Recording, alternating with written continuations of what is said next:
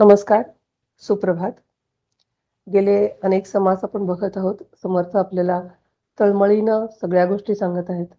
परमार्थ कसा करायचा सांगत आहेत. तसंच प्रपंच सुद्धा कसा करायचा आज ते आपण अभ्यासणार आहोत. या संतांचे आपल्यावर अनेक उपकार आहेत. याच आशयाच्या एका अभंगाने सुरुवात करते. काय सांगू मी या संतांचे उपकार, काय सांगू मी या संतांचे उपकार, मज निरंतर जागवी ते, काय द्यावे त्यासी व्हावे उत्तराये, काय द्यावे त्यासी व्हावे उत्तराये, ठेविता पायी जीव थोडा, काय सांगू मी या संतांचे उपकार. सहज बोलणे हित उपदेश, सहज बोलणे हित उपदेश, करुणी सायास शिकविते, काय सांगू मी या संतांचे उपकार. तुका म्हणे वत्स धेनुएचे चित्ती, तुका म्हणे वत्स धेनुएचे चित्ती, तैसे मज येती सांभाळीत, काय सांगू मी या संतांचे उपकार. मज निरंतर जागविते, काय सांगू मी या संतांचे उपकार, काय सांगू मी या संतांचे उपकार. गणेश शारदा चैव सद्गुरु सज्जनस्तथा, आराध्य दैवतं गुह्यं सर्वं मे रघुनंदनः. गणेश शारदा सद्गुरु संत सज्जन कुळेश्वरू, सर्व हि माझा रघुवीरू सद्गुरु रूपे श्रीराम. माझे आराध्य दैवत परम गुह्य गुह्यातीत, गुह्यपणाची मात नचले जेथे श्रीराम. ब्रह्मानंदं परमसुखदं केवलं ज्ञानमूर्तिं, द्वन्द्वातीतं गगनसदृशं तत्त्वमस्यादिलक्ष्यम्, एकं नित्यं विमलाचलं सर्वधी साक्षिभूतं, भावातीतं त्रिगुणरहितं सद्गुरुं त्वं नमामि. गुरुब्रह्मा गुरुर्विष्णु गुरुर्देवो महेश्वरः, गुरुसाक्षात् परब्रह्म तस्मै श्री गुरुवे नमः. अनेन प्रियतां देवो भगवान् जानकीपतिः, श्रीरामचन्द्र पूर्वेषाम् अस्माकं कुलदैवतं. शुकासारिखे पूर्ण वैराग्य जाचे, वसिष्ठा परिज्ञान योगेश्वराचे, कवी वाल्मिका सारिखा मान्य ऐसा. नमस्कार माझा सद्गुरु रामदासा, श्रोता वक्ता श्रीराम समर्थ. जय जय रघुवीर समर्थ. श्रीराम.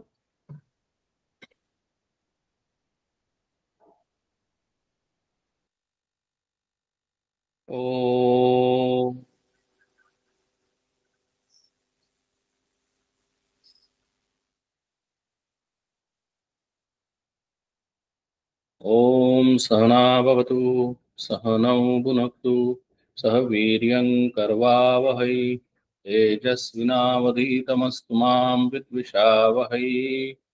ओम शांति शांति शांति। सदाशिवसमारम्भां शङ्कराचार्यमध्यमाम् अस्मदाचार्यपर्यन्तां वन्दे गुरुपरम्पराम्।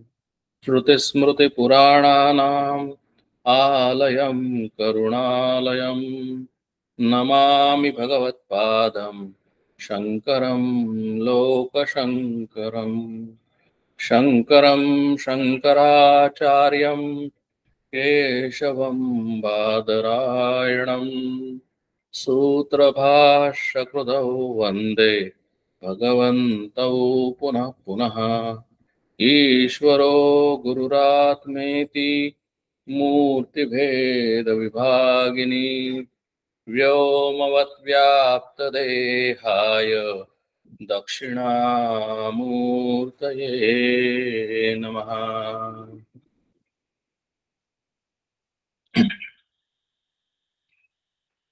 आजचा जो समास आहे शिकवण निरूपण हा आतापर्यंतच्या आलेल्या सर्व समासांपेक्षा थोडा वेगळा आहे।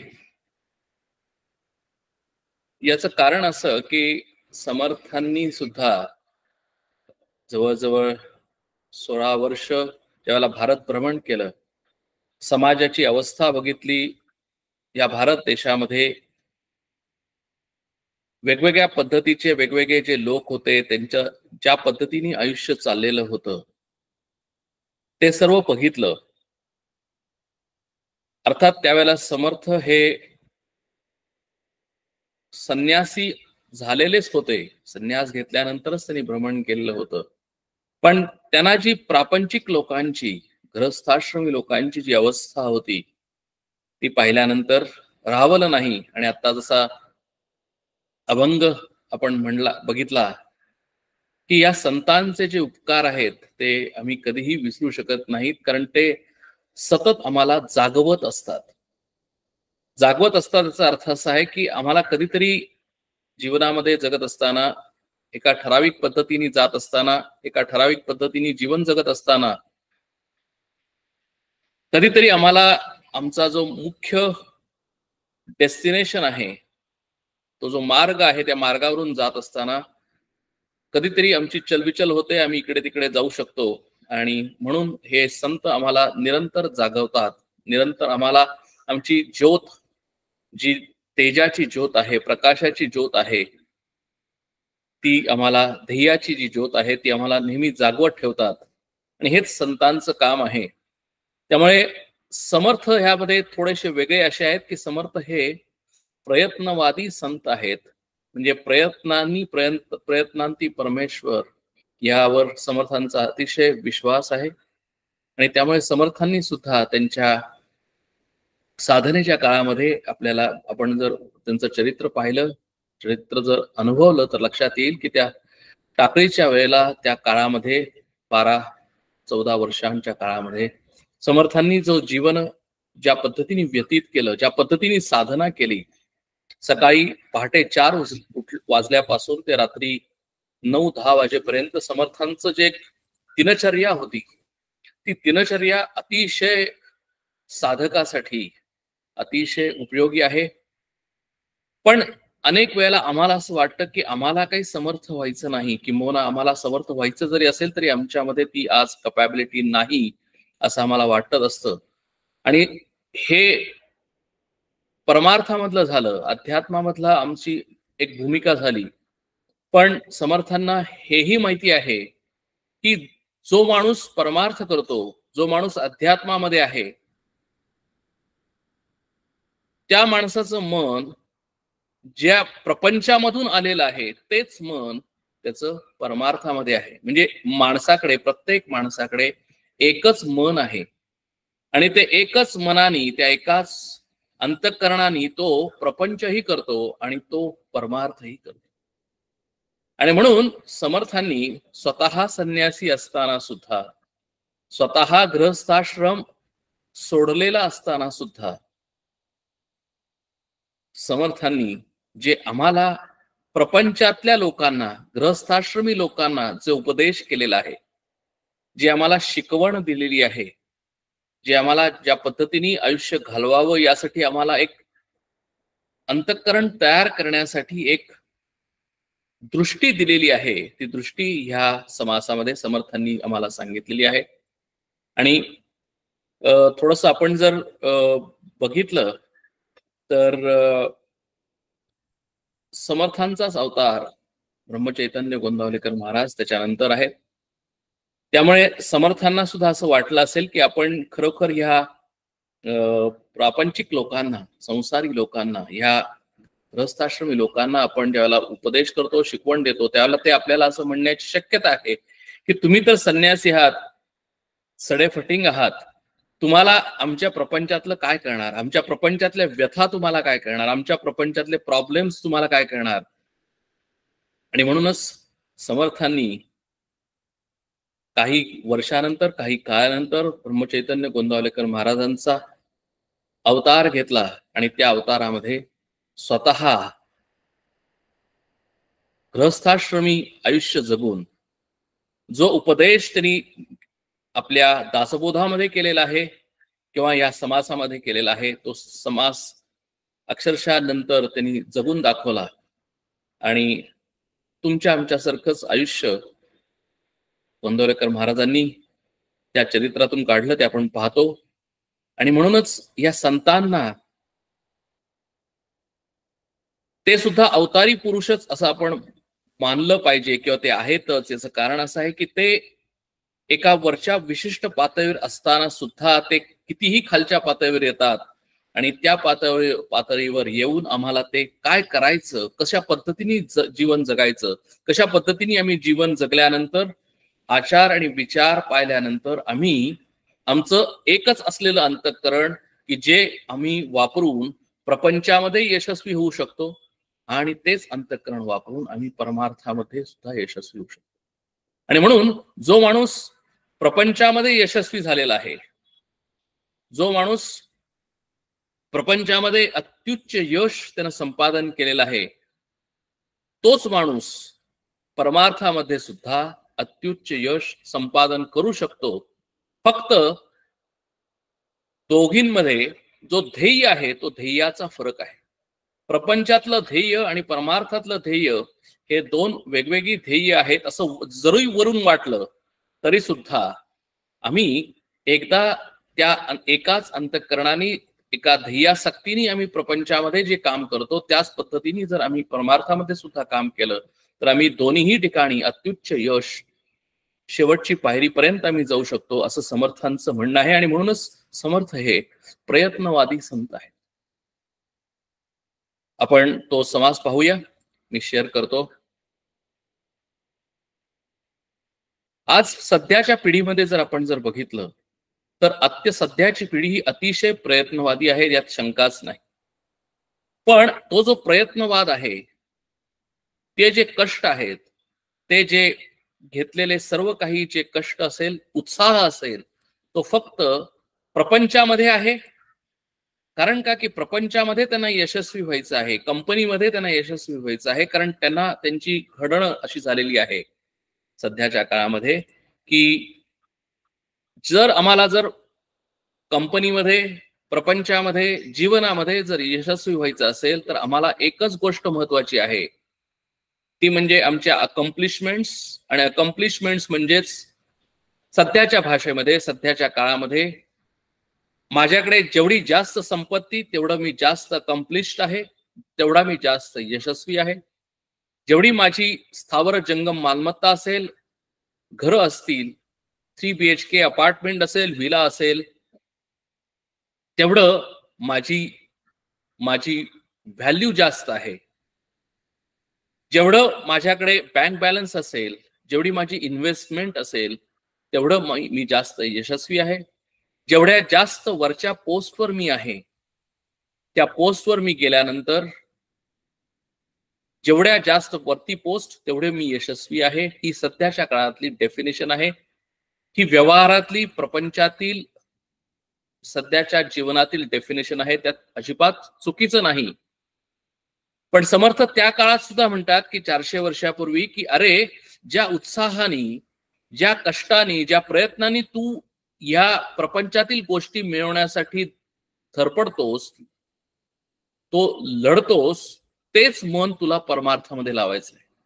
कारण तेच मन घेऊन तू आत्ता सध्याच्या काळामध्ये जर त्या करंट जनरेशनची, तरुण लोकांची अवस्था जर बघितली, कुठलंही घ्या, भारतातल्या मोठ्या शहरातली, बेंगलोर, मुंबई, पुणे, हैदराबाद, चेन्नई, इथल्या दिल्ली इथल्या लोकांची अवस्था बघा, किंवा अमेरिकेतल्या लोकांची अवस्था बघा, की सध्याच्या करंट जनरेशन मध्ये, म्हणजे जे साधारण वय वर्ष 20 ते 50, 60 या वर्षामध्ये, या सगळ्यांच्याकडे आज सगळेजण संपत्तीच्या पाठीमागे लागलेले आहेत. ते काहीही चुकीचं नाही.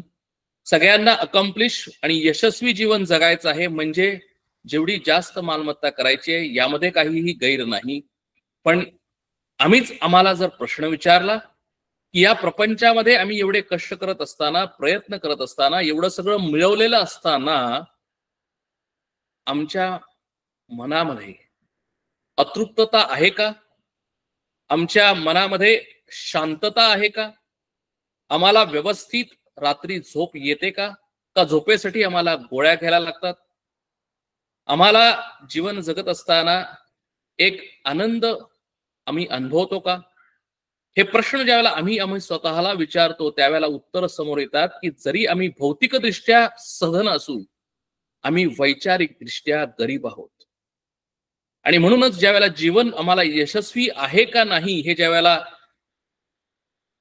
वृद्ध झाल्यानंतर, 70, 80, 90 वर्षाचे झाल्यानंतर ज्यावेळेला माणूस विचार करायला लागतो, त्यावेळेला त्याच्या लक्षात येतं की अरे, आम्ही प्रापंचिक किंवा व्यावहारिक किंवा भौतिक यश मिळवलेलं आहे, निश्चितच आमच्या प्रयत्नांनी ते मिळवलेलं आहे.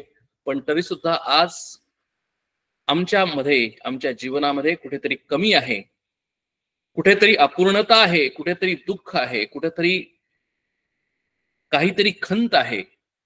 एक समाधानी आयुष्य आम्हाला जगता आलेलं नाही. आणि म्हणून समर्थ मोठ्या उत्साहाने आम्हाला हा दशक आणि हा समास, तिसरा समास शिकवण निरूपण सांगतात. आणि सांगतात, आमच्या मनावर ठसवतात की अरे, तू जर मनुष्य म्हणून जर जन्माला आलेला असशील तर तू तुझं जीवन यशस्वी करावं, तू अत्युच्च शिखरावर जावं, यात काहीही शंका नाही. त्यासाठी तू प्रयत्न करावेस, त्यासाठी सुद्धा काही शंका नाही, ते तू कर. पण हे करत असताना एक बॅलन्स्ड अप्रोच ठेव. आज आम्ही एक एक्स्ट्रीमिस्ट झालेलो आहोत. एकाच विचाराने, एकाच पद्धतीचा विचार आम्ही करतो, पण त्यामुळे आमची दुसरी विचाराची बाजू कमी पडते. वैचारिक दृष्ट्या आम्ही गरीब बनतो, पारमार्थिक दृष्ट्या आम्ही गरीब बनतो. आणि त्यामुळे आम्हाला आमच्या आयुष्यामध्ये सगळं असून सुद्धा आम्हाला आनंद, सुख, समाधान, शांती मिळत नाही. ही सध्याची समाजाची अवस्था आहे. तीच अवस्था समर्थांनी त्या काळात सुद्धा ओळखलेली होती. आणि म्हणून दासबोधासारख्या अध्यात्म ग्रंथामध्ये समर्थांनी हा समास घातलेला आहे. आपण समास पाहूया. दशक 11वा, भीमदशक, समास 3, शिकवण निरूपण. श्रीराम. बहुता जन्मांचा सेवट, नरदेह सापडे अवचट, येथे वर्तावे चोखट, नीती न्याय श्रीराम. प्रपंच करावा नेमका, पहावा परमार्थ विवेका, जेणे करिता उभय लोक संतुष्ट होती श्रीराम. समर्थ सुरुवातीलाच सांगतात की अरे, हा उपदेश हा मनुष्य देहाला किंवा मनुष्य लोकाला, म्हणजे माणसाला केलेला आहे. आणि सांगतात की बहुता जन्मांचा सेवट, नरदेह सापडे अवचट, येथे वर्तावे चोखट, नीती न्याय श्रीराम. परत एकदा समर्थ आपल्याला सांगतात की अरे बाबा, तुला जर नरदेह मिळालेला असेल, जर तू आज या जीवनामध्ये, या पृथ्वीवर तू आलेला आहेस, यात कुणालाही शंका असण्याचं कारण नाही.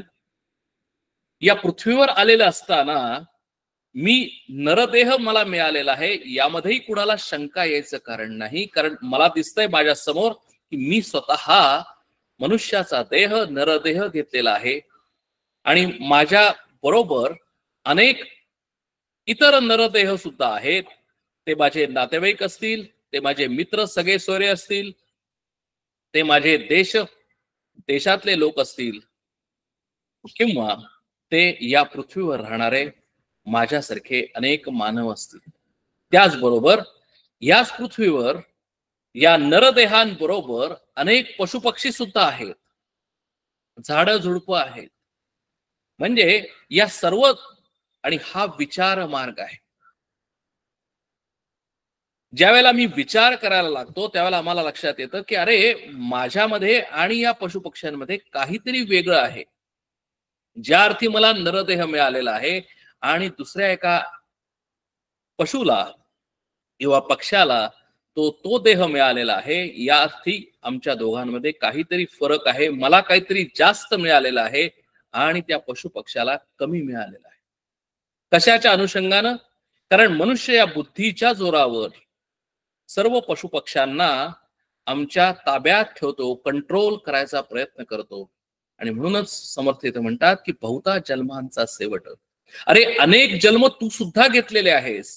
तू सुद्धा कधी काळी पशुपक्षाचा जन्म घेतलेला असशील, पण ज्या अर्थी तू आता मनुष्याचा जन्म घेतलेला आहे त्या अर्थी समर्थ म्हणतात की तुला हा मिळालेला देह अतिशय दुर्मिळ आहे, अतिशय अवघड आहे. म्हणून बहुत जन्मांचा शेवट, अनेक जन्मांनंतर, आम्हाला आमचे पूर्वीचे जन्म माहिती नाहीत, पण अनेक जन्मांनंतर आम्हाला हा देह मिळालेला आहे. हा नरदेह अतिशय दुर्मिळ आहे आणि म्हणून या देहामध्ये असताना, या जीवनामध्ये, या आयुष्यामध्ये जगत असताना आम्ही अतिशय सावधानतेने वागलं पाहिजे असं समर्थ इथं सांगतात. कारण तेच समर्थांना आता पुढे सांगायचंय, शिकवण आम्हाला द्यायची आहे. कारण हा शिकवण ही फक्त नरदेहाला आहे, मनुष्याला आहे, की पशुपक्ष्यांना नाही, कारण ते विचार करू शकत नाही, पण आम्ही विचार करू शकतो. म्हणून समर्थ इथं लगेचच सांगतात की आम्ही येते वर्तावे चोखट नीतीत न्यायानं श्रीराम. म्हणून पहिल्यांदाच समर्थ सांगतात, आपली भूमिका क्लिअर करतात की जर आमचं आयुष्य नरदेहामध्ये येऊन जर यशस्वी करायचं असेल तर आम्हाला नीतीनं वागलं पाहिजे, न्यायानं वागलं पाहिजे. आणि येथे वर्तावे चोखट म्हणजे अतिशय चोखपणानं, अतिशय, कारण हे दिस इज इव्हॅल्युएशन. प्रत्येकाने आपापलं इव्हॅल्युएशन करायचं आहे, दुसऱ्याचं इव्हॅल्युएशन नाही. म्हणून इथं सांगितलंय की वर्तावे म्हणजे वागणे.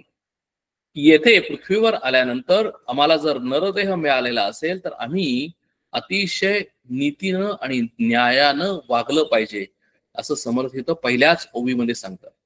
आता नीतीने वागलं पाहिजे म्हणजे काय? तर चांगलं काय आणि वाईट काय, सुख काय, बरोबर काय, याचं आम्हाला अखंड सावधानतेने, निश्चयाने निर्णय करून आम्ही वागलं पाहिजे. म्हणजे काय, जर चांगलं जर असेल तर ते आम्ही घेतलं पाहिजे, जे वाईट असेल ते आम्ही सोडलं पाहिजे. जर भ्रष्टाचार जर समाजामध्ये चाललेला असेल तर आम्ही भ्रष्टाचाराचा मार्ग स्वीकारला नाही पाहिजे आणि आम्ही अतिशय नीतीनं म्हणजे सचोटीने, कुणालाही न फसवता, कुणालाही न दुखवता आम्ही वागलं पाहिजे. आम्ही न्यायानं वागलं पाहिजे म्हणजे आम्ही सगळे रूल्स पाळले पाहिजे. जसे आम्हाला या देशाचे काही रूल्स आहेत तसं आम्हाला नरदेहामध्ये माणसाचे काहीतरी रूल्स आहेत की त्यांनी हे हे हे करावं आणि हे हे करू नये, आणि हे सगळं काय करावं आणि काय करू नये हे आम्हाला सगळं शास्त्रामध्ये, गीतेमध्ये, उपनिषदांमध्ये, आमच्या सगळ्या संत वाङ्मयांमध्ये आम्हाला सांगितलेलं आहे. नवे नवे गृहस्थाश्रमामध्ये आम्हाला ज्यावेळेला मी पदार्पण करतो त्यावेळेला सध्याच्या काळामध्ये माहिती नाही, कारण सध्या लग्न ही इव्हेंट मॅनेजमेंट झालेली आहे, पण लग्नाचं ज्या वेळेला विधी केला जातो त्यावेळेला आम्हाला सांगितलं जातं की ज्या अर्थी तू आता गृहस्थाश्रमामध्ये प्रवेश करतो आहेस तर तू तुझं कर्तव्य हे फक्त तुझ्या एकट्यासाठी नाही, तर तुझं कर्तव्य, तुझं जगणं, तुझं आयुष्य हे तू तुझ्या कुटुंबासाठी करावंस. तुझ्या कुटुंबामध्ये तुझे आई वडील आणि इतर नातेवाईक असतील, आणि त्याचबरोबर तू आता नवीन जे लग्न करतोयस त्या मुलीचे सुद्धा आई वडील आणि ते कुटुंब असेल, त्या सगळ्यांचं तू भलं करावंस, त्या सगळ्यांचं तू चांगलं चिंतावंस आणि सगळ्यांना तू वरती घेऊन जावंस. म्हणजे उद्धरेत आत्मनात्मानम, म्हणजे सगळ्यांचा तू उद्धार करावास. आणि हे करत असताना तू सेल्फिश व्ह्यूनी मला काय आवडतं, मला काय आवडत नाही या गोष्टी तू विचारात करू नयेस. कारण का की तू गृहस्थाश्रम घेतलेला आहेस, तू फक्त सेवेसाठी घेतलेला आहेस. गृहस्थाश्रम हा सेवाश्रम आहे. गृहस्थाश्रम हा खाओ पिओ मजा करो फक्त यासाठी नाही, तर गृहस्थाश्रमामध्ये पहिल्यांदा आम्हाला सांगितलं जातं की मातृदेवो भव, पितृदेवो भव, आचार्य देवो भव, अतिथी देवो भव. या पद्धतीने, या नीतीनी, या न्यायानी आम्ही जगलं पाहिजे. आणि का जगलं पाहिजे? आत्ताची करंट जनरेशन प्रश्न विचारेल की जर अशा पद्धतीने आम्ही जगलं नाही, किंबहुना आज आम्हाला अशी माणसं दिसतच नाहीत की अशा पद्धतीने ती जगतात, तर आम्ही का जगावं? असा जर प्रश्न आम्हाला जर आमच्या मुलांनी विचारला, आमच्या मुलींनी जर विचारला, आमच्या नातवंडांनी विचारला, तर आम्हाला सांगता आलं पाहिजे की बाबा रे, तुला आज त्याचं महत्व कळणार नाही, पण जर अशा पद्धतीने तू वागला नाहीस तर वयोवृद्ध झाल्यानंतर, ज्या वेळेला 70, 80, 90 आल्यानंतर, ज्या वेळेला तुझं शरीर काम करणार नाही, तू ज्या वेळेला पडलेला असशील, ज्या वेळेला स्वतःचं शरीर स्वतः सावरता येत नाही अशी अवस्था झालेली असेल, त्यावेळेला तुला लक्षात येईल, त्यावेळेला तुझं पूर्वीचं आयुष्य तुला आठवेल आणि त्यावेळेला तुला लक्षात येईल की अरे, मी काहीतरी चुका केलेल्या आहेत, मी नीतीनी न्यायानं वागलेलो नाही आणि म्हणून माझं मन आज अस्थिर आहे, अशांत आहे, मी सुखी समाधानी नाही, माझं मनच मला खात राहील. आणि म्हणूनच यासाठी आम्हाला जर आयुष्याचा शेवट हा मृत्यू सर्वांना येणार आहे हे आम्हाला माहिती असेल, तरी सुद्धा तो जर सुख समाधानात आनंदामध्ये जर आम्हाला जर पाहिजे असेल, नवे नवे आमचं पूर्णपणे आयुष्य जर आम्हाला सुखी समाधानी आणि आनंदामध्ये जर शांततेमध्ये जर घालवायचं असेल, तर आम्हाला नीतीनी आणि न्यायानं वागणं याच्याशिवाय दुसरा पर्याय नाही. हे ज्ञान, ही शिकवण समर्थांनी 400 वर्षापूर्वी सांगितली, त्यामुळे 400 वर्षापूर्वी ते आवश्यक होती हे आपल्याला कळतंय. ती आजही आवश्यक आहे, यात कोणतीही शंका नाही. आणि 5000 वर्षापूर्वी भगवंतानी सुद्धा गीता सांगितली, त्यावेळेला सुद्धा भगवंतानी हेच सांगितलं की अशा पद्धतीने तू जग, तरच तुझं आयुष्य हे सक्सेसफुल, यशस्वी होईल. फक्त संपत्ती, भौतिक मिळवणं हे आयुष्याचं उद्देश असू नये, तर सर्वांगीण वाढ व्हावी, माणसाचं ग्रोथ ही पर्सनल, प्रोफेशनल या सर्व फ्रंटवर व्हावी, यासाठी आम्हाला नीती न्यायानं वागणं आवश्यक आहे. म्हणून समर्थ इथं पहिल्यांदाच क्लिअर करतात की जर तुला जर नीतीनं, आता आपण विचार करायचा आहे की आज जो भ्रष्टाचारानं वागतो, जो वाईट वागतो, त्याला आज समाजामध्ये जास्त महत्व आहे, त्याला जास्त आज लोक त्याला सक्सेसफुल म्हणतात. असे रोल मॉडेल्स, असे आदर्श आजच्या सध्याच्या पिढी पुढे आहेत. पण त्या पिढीने हे बघितलं नाही, नवे नवे त्या माणसांनी सुद्धा, त्या माणसांचं जर आम्ही खरोखर जर अनालिसिस केलं, तर समाजामध्ये वावरत असताना ते मोठ्या रुबाबात वावरत असतील, त्या मोठ्या पोझिशनवर आहेत आणि ते सर्व काही करू शकतात असं दाखवत असतील, परंतु ते ज्या वेळेला एकटे असतात, रात्री झोपायला गेल्यानंतर माणूस एकटा असतो, त्यावेळेला तो माणूस एकटा असताना त्याचंच मन त्याला खातं, त्याच्या मनाची सर्व शांतता तिथून निघून जाते.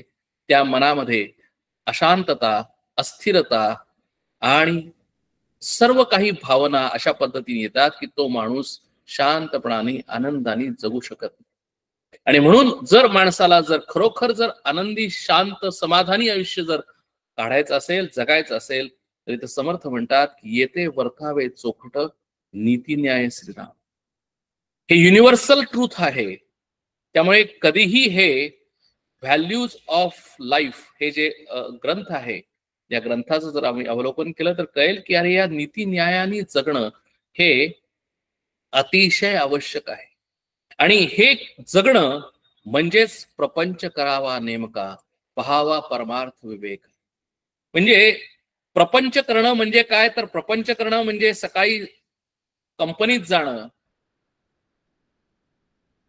महिन्याच्या महिन्याला पगार घेणं आणि पगार घेतल्यानंतर प्रमोशन्स आणि इन्क्रिमेंट झाल्यानंतर हॉटेलिंग करणं, व्हेकेशन्सला जाणं, ब्रँडेड सगळ्या गोष्टी वापरणं आणि अशा पद्धतीने आयुष्य जगणं म्हणजे प्रपंच करावा नेटका असं नाही. आणि म्हणून समर्थांनी सांगितलेलं आहे की प्रपंच नेमका करावा कसा, नीती न्यायानं करावा. चांगल्या गोष्टी कराव्यात, वाईट गोष्टी टाकून द्याव्यात. मग तो चांगला सत्संग असेल, चांगली माणसं असतील, चांगले मित्र असतील, चांगल्या खाणंपिणं असेल, वाईट खाणंपिणं असेल, ते सगळं सोडून द्यावं, वाईट संगत सोडून द्यावी, सर्व काही चांगलं करावं म्हणजेच प्रपंच करावा नेटका.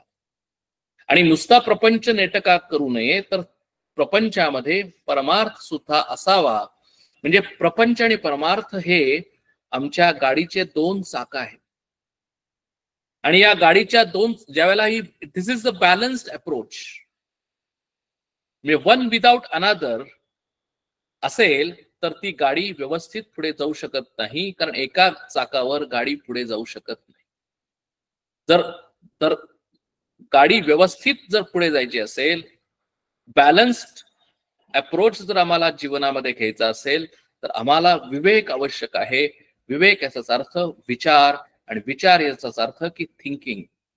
म्हणून आमच्या संबंध सगळ्या शास्त्रामध्ये, आमच्या संबंध सगळ्या संस्कृतीमध्ये विवेकाचं अतिशय महत्व आहे, विचाराचं अतिशय महत्व आहे. कारण विवेक किंवा विचार ही फॅकल्टी ही मनुष्याची फॅकल्टी आहे, ही पशुपक्ष्यांची फॅकल्टी नाही. आणि जोपर्यंत आमच्या आयुष्यामध्ये विवेक जागृत आहे, विचार जागृत आहे, विचार आणि विवेक याचाच अर्थ असा आहे की काय चांगलं आहे ते घेणं आणि काय जे वाईट आहे ते सोडून देणं. नित्य काय, अनित्य काय, चांगलं काय, वाईट काय, बरोबर काय, चूक काय, याचा विवेक करणं. आणि त्या पद्धतीने आम्ही आमचं प्रपंच आणि परमार्थ हे दोन्हीही करणं, म्हणजे हा बॅलन्स्ड अप्रोच समर्थांनी इथं या ठिकाणी घेतलेला आहे. आणि कशासाठी घ्यायचा, तर जेणे करती उभय लोक संतुष्ट होती श्रीराम. म्हणून संतुष्ट होती म्हणजेच आनंद. जर आम्हाला जर संतुष्ट व्हायचं असेल, आमच्या आयुष्यामध्ये जर आनंद पाहिजे असेल, तर आम्हाला इहलोक आणि परलोक दोन्हीही जर करायचे असतील, जर आम्हाला इहलोकामध्ये म्हणजे या प्रपंचामध्ये असताना जर आनंद पाहिजे असेल, एक शांतता पाहिजे असेल, तर आम्हाला या दोन्ही गोष्टी पाळणं अतिशय आवश्यक आहे. आणि आता समर्थ प्रपंच आणि परमार्थ हे दोन्ही कशी सांगड घालायची, दोघांचा समन्वय कसा घालायचा, कशा पद्धतीने आमच्या आयुष्यामध्ये प्रपंच आणि परमार्थ यांचा एक छान संगम समन्वय असावा, बॅलन्स्ड अप्रोच असावा, ते आम्हाला आता इथून पुढच्या ओव्यामध्ये सांगतायत. आणि समर्थ हे जीवनाची रियालिटी सांगतायत. ह्याला का महत्व आहे, तर समर्थांकडे असलेला अनुभव की जो 16 वर्ष त्यांनी भारत भ्रमण केलं, अनेक माणसं पाहिली, अनेक प्रकारची माणसं पाहिली, आणि त्याच्यातून आलेला हा अनुभव, म्हणून हा जो जी शिकवण आहे ही अनुभवातून आलेली शिकवण आहे, ही थेरॉटिकल शिकवण नाही. आणि समर्थांनी या सगळा समाज पाहिल्यानंतर समर्थांना लक्षात आलं की अरे, हे आपल्याला केलं असतं, आपल्या लोकांनी, आपल्या सगळ्या समाजाने, आपल्या या सगळ्या मनुष्यानी जर हे केलं, तर मनुष्य सुद्धा एक संतुष्ट होईल, संतुष्ट आयुष्य जीवन जगेल. म्हणून समर्थ आम्हाला इथे आता रियालिटी सांगतात. काय रियालिटी आहे की शतवरुषे वय नेमिले, त्यात बाळपण नेणता गेले, तारुण्य अवघे वेचले विषयांकडे श्रीराम. वृद्धपणी नाना रोग, भोगणे लागे कर्मभोग, आता भगवंताचा योग, कोण वेळ श्रीराम. समर्थ प्रत्येक माणसाचं एक अनालिसिस मांडतात, इंट्रोस्पेक्शन, की जर 100 वर्ष जर एखादा मनुष्य जर जगत असेल, तर समर्थ त्यात म्हणतात की अरे, आणि आम्हीच जर अनालिसिस केलं आमच्या स्वतःचं किंवा आजूबाजूच्या सगळ्या समाजाचं, तर त्यात बाळपण नेणता गेले. आता आपल्या सगळेजण इथं जर सगळेजण आपण 50च्या समजा पुढचे असू, तर आम्हाला लक्षात येतं की त्यात बाळपण नेणता गेले, की ज्यावेळेला आम्ही लहान होतो त्यावेळेला आम्हाला काही माहिती नव्हतं, आम्हाला कसं जगावं हे आम्हाला माहिती नव्हतं, आमच्याकडे कुठले संस्कार नव्हते, त्यामुळे आम्हाला काही कळत नव्हतं. आम्हाला कसं खायचं तेही कळत नव्हतं, कसं पाणी प्यायचं हेही कळत नव्हतं, कसं चालायचं, बोलायचं काहीही कळत नव्हतं. आणि म्हणूनच ते शिकण्यातच आमचे वयाची 25 वर्ष केली. कारण 0 to 25 हे 25 वर्ष आम्हाला स्वतःच्या पायावर, आपण आता सुद्धा म्हणतो की 25 वर्षामध्ये आम्ही इंडिपेंडंट होतो, एक ऍडल्ट होतो, आणि आम्ही स्वतः या जीवनामध्ये जगण्यासाठी, जीवनामध्ये प्रपंच करण्यासाठी आम्ही जाणते होतो. म्हणजे आम्ही इंडिपेंडंट होतो. कारण का बाळपणी आम्ही डिपेंडंट असतो कुणावर? आमच्या आई वडिलांवर डिपेंडंट असतो. आणि आमचे आई वडील आम्हाला शिकवतात, आम्ही जे निर्णय होतो ते आम्हाला जाणते करतात. म्हणून आई वडिलांचं स्थान आमच्या आयुष्यामध्ये सर्वात जास्त महत्वाचं आहे. याचं कारण आहे की त्यांनीच आम्हाला निर्णतेपासून जाणत्यापर्यंत केलेलं आहे, आणि हा विचार आहे. आणि म्हणून प्रपंचामध्ये न्यायानं वागणं, नीतीने वागणं, म्हणजे माझ्या आईवडिलांची ग्रॅटिट्यूड हे शेवटपर्यंत आम्ही ठेवली पाहिजे. हे आम्ही कधीही विसरता कामा नये. हे अतिशय कॉमन सेन्स आहे. पण तरी सुद्धा सध्याच्या काळामध्ये जर आम्ही समाजामध्ये जर बघितलं तर हे आम्हाला दिसत नाही. आम्ही ज्यावेळेला इंडिपेंडंट होतो, आम्ही ज्यावेळेला आयुष्य गृहस्थाश्रमीमध्ये जगायला सुरुवात करतो, त्यावेळेला आम्ही आमच्याच घरी असलेल्या आईवडिलांना कंडम करतो. आणि म्हणूनच सध्याच्या काळामध्ये अनेक आम्हाला बाकीच्या गोष्टी, वृद्धाश्रम इत्यादी गोष्टी आम्हाला दिसत आहेत.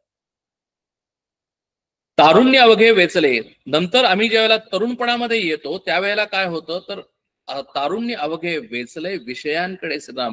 म्हणून आता सुद्धा आमची जर तरुण पिढी बघितली, किंवा वय वर्ष 25 ते वय वर्ष 50 ह्या जर आम्ही आकडा बघितला, यामध्ये असलेली माणसं जर बघितली आणि त्यांचं जर कशा पद्धतीने ते जीवन काढतायत या पद्धतीने आम्ही जर विचार केला, तर आम्हाला असं लक्षात येईल की खाओ पिओ मजा करो याचकडे सर्वांचं लक्ष आहे. तारुण्य अवघे वेचले विषयांकडे. म्हणून आम्हाला त्या पद्धतीच्या सवयी लागलेल्या आहेत विषयांकडे. म्हणजे आम्ही ज्यावेळेला नोकरी करतो, आम्ही नोकरी का करतो तर आम्हाला संपत्ती पाहिजे आहे. आम्हाला संपत्ती का पाहिजे तर आम्हाला संपत्ती मिळाल्यानंतर आम्हाला वेगवेगळे विषय उपभोगता येतील, विषय आम्हाला विकत घेता येतील. व त्यामध्ये कार असेल, त्याच्यामध्ये घर असेल, त्याच्यामध्ये अनेक गोष्टी, वेकेशन्स असतील, कपडेच असतील, ब्रँडेड गोष्टी असतील. या सगळ्या गोष्टी आम्ही मिळवण्यासाठी म्हणून आजकालच्या तरुण पिढीमध्ये क्रेडिट कार्ड हे अतिशय महत्वाचं झालंय. आणि एक नाही तर अनेक क्रेडिट कार्ड्स ते सध्या बाळगतात. लोन्स सहजासहजी मिळत असल्यामुळे आयुष्यभर आम्ही लोन मध्ये राहावं, कर्ज काढून आम्ही उपभोग घ्यावा, मजा घ्यावी, ऐश करावी, इकडेच आमच्या सगळ्या तरुणांचं लक्ष आहे. हे आम्हाला आजही दिसत नाही का? आणि म्हणून इथं समर्थ स्पष्टपणानं सांगतात की तारुण्य अवघे वेचले विषयांकडे श्रम. याचा अर्थ समर्थांना असं कधीही म्हणायचं नाही की तुम्ही विषय उपभोग घेऊ नका. समर्थांचं म्हणणं एकच आहे की तुम्ही सर्व गोष्टी करा, पण तिथे तुम्ही विवेक जागृत ठेवा. म्हणजे एक बॅलन्स अप्रोच ठेवा. कुठलीही गोष्ट तुम्ही करताना प्रमाणामध्ये करा. आज प्रॉब्लेम कुठे आहे तर आम्ही प्रमाणाच्या बाहेर जातो आहोत. हा प्रॉब्लेम विषयांचा आहे, हा विषयांमध्ये असलेल्या तरुण पिढीचा आहे. आणि त्याचा प्रश्न जर आम्ही बघितला, आज तरुण पिढीकडे विचार नसल्यामुळे आज प्रॉब्लेम कुणाला आहे? तरुण पिढीलाच प्रॉब्लेम आहे. तरुण पिढीमध्येच आज जर आम्ही त्यांच्याकडे जर बघितलं तर आज हे तरुण पिढीमध्ये असलेले जे लग्नाचे प्रश्न आहेत, तरुण पिढीमध्ये असलेले जे आजकालचे रिलेशनशिप आहेत, की जी पती पत्नी मधली असलेली रिलेशन्स आहेत, ती आज एका अतिशय पवित्र रिलेशन कडून लिव्ह इन रिलेशन पर्यंत आज पोहोचलेली आहेत. हे ह्या विचार नसल्याचं लक्षण आहे. आज डायव्होर्सचं एवढं प्रमाण वाढलेलं आहे, ब्रेकअपचं एवढं प्रमाण वाढलेलं आहे. याचं कारण आहे की या विचार हा कमी झालेला आहे आणि भोग हे वाढलेले आहेत. आणि म्हणून आम्हालाच प्रॉब्लेम आहे, तरुण पिढीलाच प्रॉब्लेम आहे. म्हणून समर्थ ते म्हणतात की तारुण्य अवघे वेचले विषयांकडे सिगरा. वृद्धपणी मग ही तरुणांची अवस्था झाली. वृद्धांची काय अवस्था झाली की अशा पद्धतीने जर आम्ही आयुष्य काढलं असेल तरुणपणी, तर वृद्धपणी आम्हाला कारण तेच मन आहे बघा, की ज्या मनाने आम्ही तरुण असताना सर्व उपभोगलं, यथेच उपभोगलं, की ज्याच्यामध्ये कुठलंही प्रमाण नाही, आणि सर्व लक्ष हे विषयांकडे, उपभोगांकडे ठेवलं, असं जर आम्ही आयुष्य काढलं असेल, तरुणपणाचं आयुष्य काढलं असेल, गृहस्थाश्रमातलं आयुष्य काढलं असेल, तर मला असं सांगा की ती आम्हाला सवय लागत नाही का? आम्हाला एसी शिवाय झोप येत नाही ही आमची रियालिटी नाही का? आणि या ज्या लागलेल्या ज्या सवयी आहेत त्या वृद्धपणी जातील का?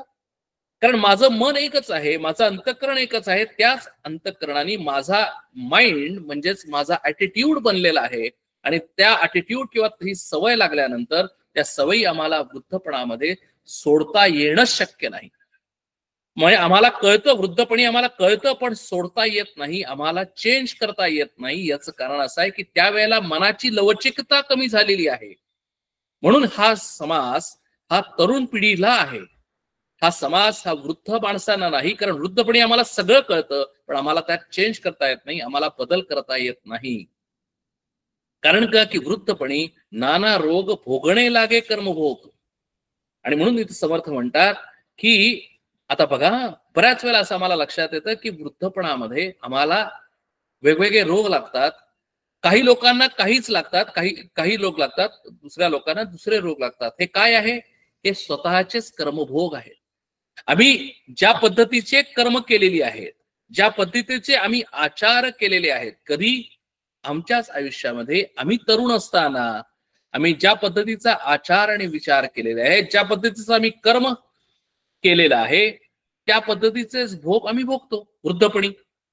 वृद्धपणी आम्ही जर आम्हाला वृद्धावस्थेमध्ये जर शांतता हवी असेल, तर आम्हाला एक अतिशय प्रगल्भ मन, अतिशय बॅलन्स्ड ऍटिट्यूड असलेलं, अतिशय बॅलन्स्ड असलेलं मन तयार करणं, आणि जे तरुणपणी असतानाच तयार करणं आवश्यक आहे. ते जर आम्ही केलं नाही तर समर्थ म्हणतात की वृद्धपणी नाना रोग भोगणे लागे कर्मभोग.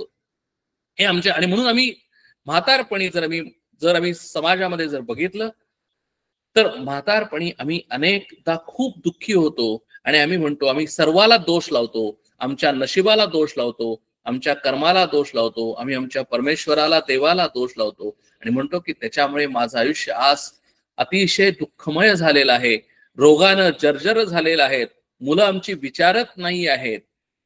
या सगळ्याचं कारण काय असेल तर we are the master of our own destiny. आम्हीच आमचं आयुष्य पूर्वी म्हणजे तरुणपणी व्यवस्थित विचारांनी उपभोगलेलं नाही, एका वेगळ्या पद्धतीने आम्ही जगलेलो आहेत आणि तेच आम्हाला आमच्या वृद्धपणी भोगायला लागत आहे. असा हा भगवंताचा योग कोण वेळेस. म्हणून समर्थ म्हणतात की अरे या सगळ्या याच्यामध्ये आम्ही भगवंतालाच विसरलो, की ज्यांनी आम्हाला हा देह दिला, ज्यांनी आम्हाला ही बुद्धी दिली, ज्यांनी आम्हाला हे सगळे इंद्रिय दिली, की ज्या इंद्रियांच्या द्वारे आम्ही भोगतोय, या इंद्रियांच्या द्वारे आम्हाला डोळे आम्ही आणलेले नाहीत, तर आम्हाला ते भगवंतानी दिलेले आहे. या नेचरनी, या आम्हाला या सृष्टीनं आम्हाला हे सगळं डोळे, कान, तोंड, जीभ हे सगळं दिलेलं आहे आणि त्याच्यामुळे आम्ही हे सगळे भोग भोगतोय. आम्ही त्यालाच विसरलेलो आहे. पुढे म्हणतात की राजिक देविक उदेक चिंता, अन्न वस्त्र देह ममता, नाना प्रसंगी अवचिता जन्म गेला. म्हणजे थोडक्यात काय की घंटा गेली, पळे गेली, तास वाजे झणा झणा, आयुष्याचा नाश होतो रामकारे म्हणा. म्हणून आमच्या आयुष्यामध्ये आज सुखी माणसं, समाधानी माणसं, कृतकृत्य माणसं, धन्य माणसं कमी दिसतात. याचं कारण असं आहे की आमचं सगळं आयुष्य आम्ही अशा पद्धतीने घालवतोय आणि आयुष्य कसं जात आहे असं आम्हाला कळतच नाही. आणि आम्ही नेहमी म्हणतो की आमच्याकडे एवढी कर्तव्य आहेत, भय इथले संपत नाही. कारण एक झालं की दुसरं, दुसरं झालं की तिसरं, आमच्या पुढे वेगवेगळे प्रसंग आहेत, आमच्या पुढे वेगवेगळे क्वेश्चन्स आहेत, प्रश्न आहेत. या सगळ्या प्रश्नातून आम्ही कधीही बाहेर पडू शकत नाही. आणि त्याच्यामध्ये जसा कोळी असतो किंवा जो रेशमाचा किडा असतो, तो स्वतःभोवती वस्त्र विणत असताना त्याला कळत नाही आणि त्याच्या भोवती तो कम्प्लीट तो स्वतः त्या कोशामध्ये जातो आणि तो कोशामध्ये कोश पूर्णपणे झाल्यानंतर तो स्वतः आत गुदमरून मरतो. तशीच आमची आयुष्यामध्ये आमच्या म्हणजेच मनुष्याची अवस्था झाली आहे. खरं आहे मनुष्याचा देह, खरं आहे विचार करणारी प्रवृत्ती किंवा अंतःकरण किंवा मन किंवा बुद्धी आम्हाला दिलेली आहे, ती विचार करण्यासाठी दिलेली आहे. पण आम्ही विचार करत नाही, तसा बॅलन्स विचार करत नाही. आम्ही विचार करतो आम्ही संपत्ती कशी मिळवावी, कशी लवकर मिळवावी, कशी शॉर्ट कट्स घेऊन मिळवावी ह्याचा आम्ही विचार करतो. पण आम्ही नीतीने विचार करत नाही, आम्ही न्यायाने विचार करत नाही. आणि म्हणूनच इथे समर्थ म्हणतात की आमचा सगळं आयुष्य राजिक दैविक उदयक चिंता अन्न वस्त्र देह ममता या प्रसंगे अवचिता जन्म गेला. म्हणजे आमचा जन्म जातो, कधी जातो म्हणजे काय, तर आम्हाला कधी आमचा मृत्यू होतो, कधी आम्ही लहानपणाचं बाळपणाचं तरुण होतो, तरुणपणाचं वृद्ध होतो, हेही आम्हाला कळत नाही. बघता बघता आम्ही म्हणतो की वर्ष जातात, बघता बघता आम्ही वृद्ध होतो आणि बघता बघता मृत्यू होतो. लोक मरो जाती वडिले गेली हे प्रचिती जाणत जाणत निश्चिती काय मानिलेस ना. म्हणून समर्थ आम्हाला क्वेश्चन विचारतात, आम्हाला विचार करण्यासाठी प्रवृत्त करतात. समर्थ म्हणतात की अरे हे तुला माहिती नाही का, लोक आपल्या आजूबाजूला जर आम्ही बघितलं तर लोक मृत्यू पावत आहेत, हे आम्हाला कळत नाही का, आम्हाला समजत नाही का, आम्ही अनालिसिस करत नाही का, आम्ही विचार करत नाही का. पण आम्ही कॅज्युअली घेतो. जोपर्यंत बाहेरचा माणूस मरतो आहे, जोपर्यंत शेजारचा माणूस मरतोय, तोपर्यंत मला त्याचं काहीही सोयरसूतक नाही. भले मी तिथे जातो, थोडा वेळ वाईट वाटतं, पण परत एकदा आमचं आयुष्य आम्ही कधीही चेंज करत नाही. वडिले गेली ही प्रचिती, आमच्या घरातले सुद्धा वडील माणसं गेली हे सुद्धा आमच्या लक्षात येत नाही. एक 10 दिवस 15 दिवस आम्ही शोक करतो आणि परत आमचं आयुष्य हे असंच होतं. जन्म आणि मरण हे अशाच पद्धतीने होतं हे असं आम्ही म्हणतो आणि परत आम्ही जसं काहीही चेंज न करता आहे तसंच जगायचा प्रयत्न करतो. समर्थ म्हणतात की अरे तू जर मनुष्य असशील, तुला जर विचार करण्याची शक्ती असेल तर तू याच्यावर विचार कर. तू याच्यावर विचार करशील त्यावेळेला तू एकदम जागून उठशील. म्हणून म्हणतात की उत्तिष्ठत जागृत प्राप्य वरांनी बोधत. उत्तिष्ठत हा शब्द का वापरलाय, तर उत्तिष्ठत याचा अर्थ की arise awake and not stop till the goal is reached. Arise awake म्हटलेलं आहे की अरे तू जागा हो. म्हणजे काय की आम्ही झोपलेलो आहे का, आम्ही जागे असून झोपलेलो आहोत. म्हणजे काय की आम्ही विचार करत नाही आहोत. चलता आहे हा जो ऍटिट्यूड आमचा जो डेव्हलप झालेला आहे, त्या पद्धतीने आम्ही आपलं अशाच पद्धतीने जीवन जगत राहतो. त्याच्यामध्ये कुठलंही आम्ही चेंज करत नाही. हा आमचा पुरुषार्थ आहे, हा नरदेहाचा पुरुषार्थ आहे, हा मनुष्याचा पुरुषार्थ आहे. हे आम्ही समजूनच घेत नाही. आणि म्हणून म्हणतात की जाणत जाणत निश्चिती काय मानिले श्रीराम. समर्थ आम्हाला क्वेश्चन विचारतात, जाब विचारतात, अरे हे जर सगळं जर तू पाहत असेल तर तू चेंज का होत नाहीस, तू याच्यावर विचार का करत नाहीस. कारण तू जर स्वतः विचार केलास तर तुला स्वतः सोल्युशन सापडेल, तुला चेंज करावं असं वाटेल. कारण जोपर्यंत तू चेंज करत नाहीस, चेंज म्हणजे माझं आयुष्य, चेंज म्हणजे माझे आचार, चेंज म्हणजे माझे विचार आणि चेंज म्हणजे माझं स्वतःचं अंतःकरण मन जोपर्यंत चेंज करत नाहीस, त्याच्यासाठी निश्चय करत नाहीस, तोपर्यंत तुझ्या आयुष्यामध्ये कोणताही बदल होणार नाही. आपल्या सगळ्यांना माहितीये की आता 18 जानेवारी आहे आज. अनेक रेझोल्युशन्स केली गेली 31 डिसेंबरला आणि जानेवारीच्या पहिल्या वीक मध्ये की आम्ही हे करणार आणि मी ते करणार.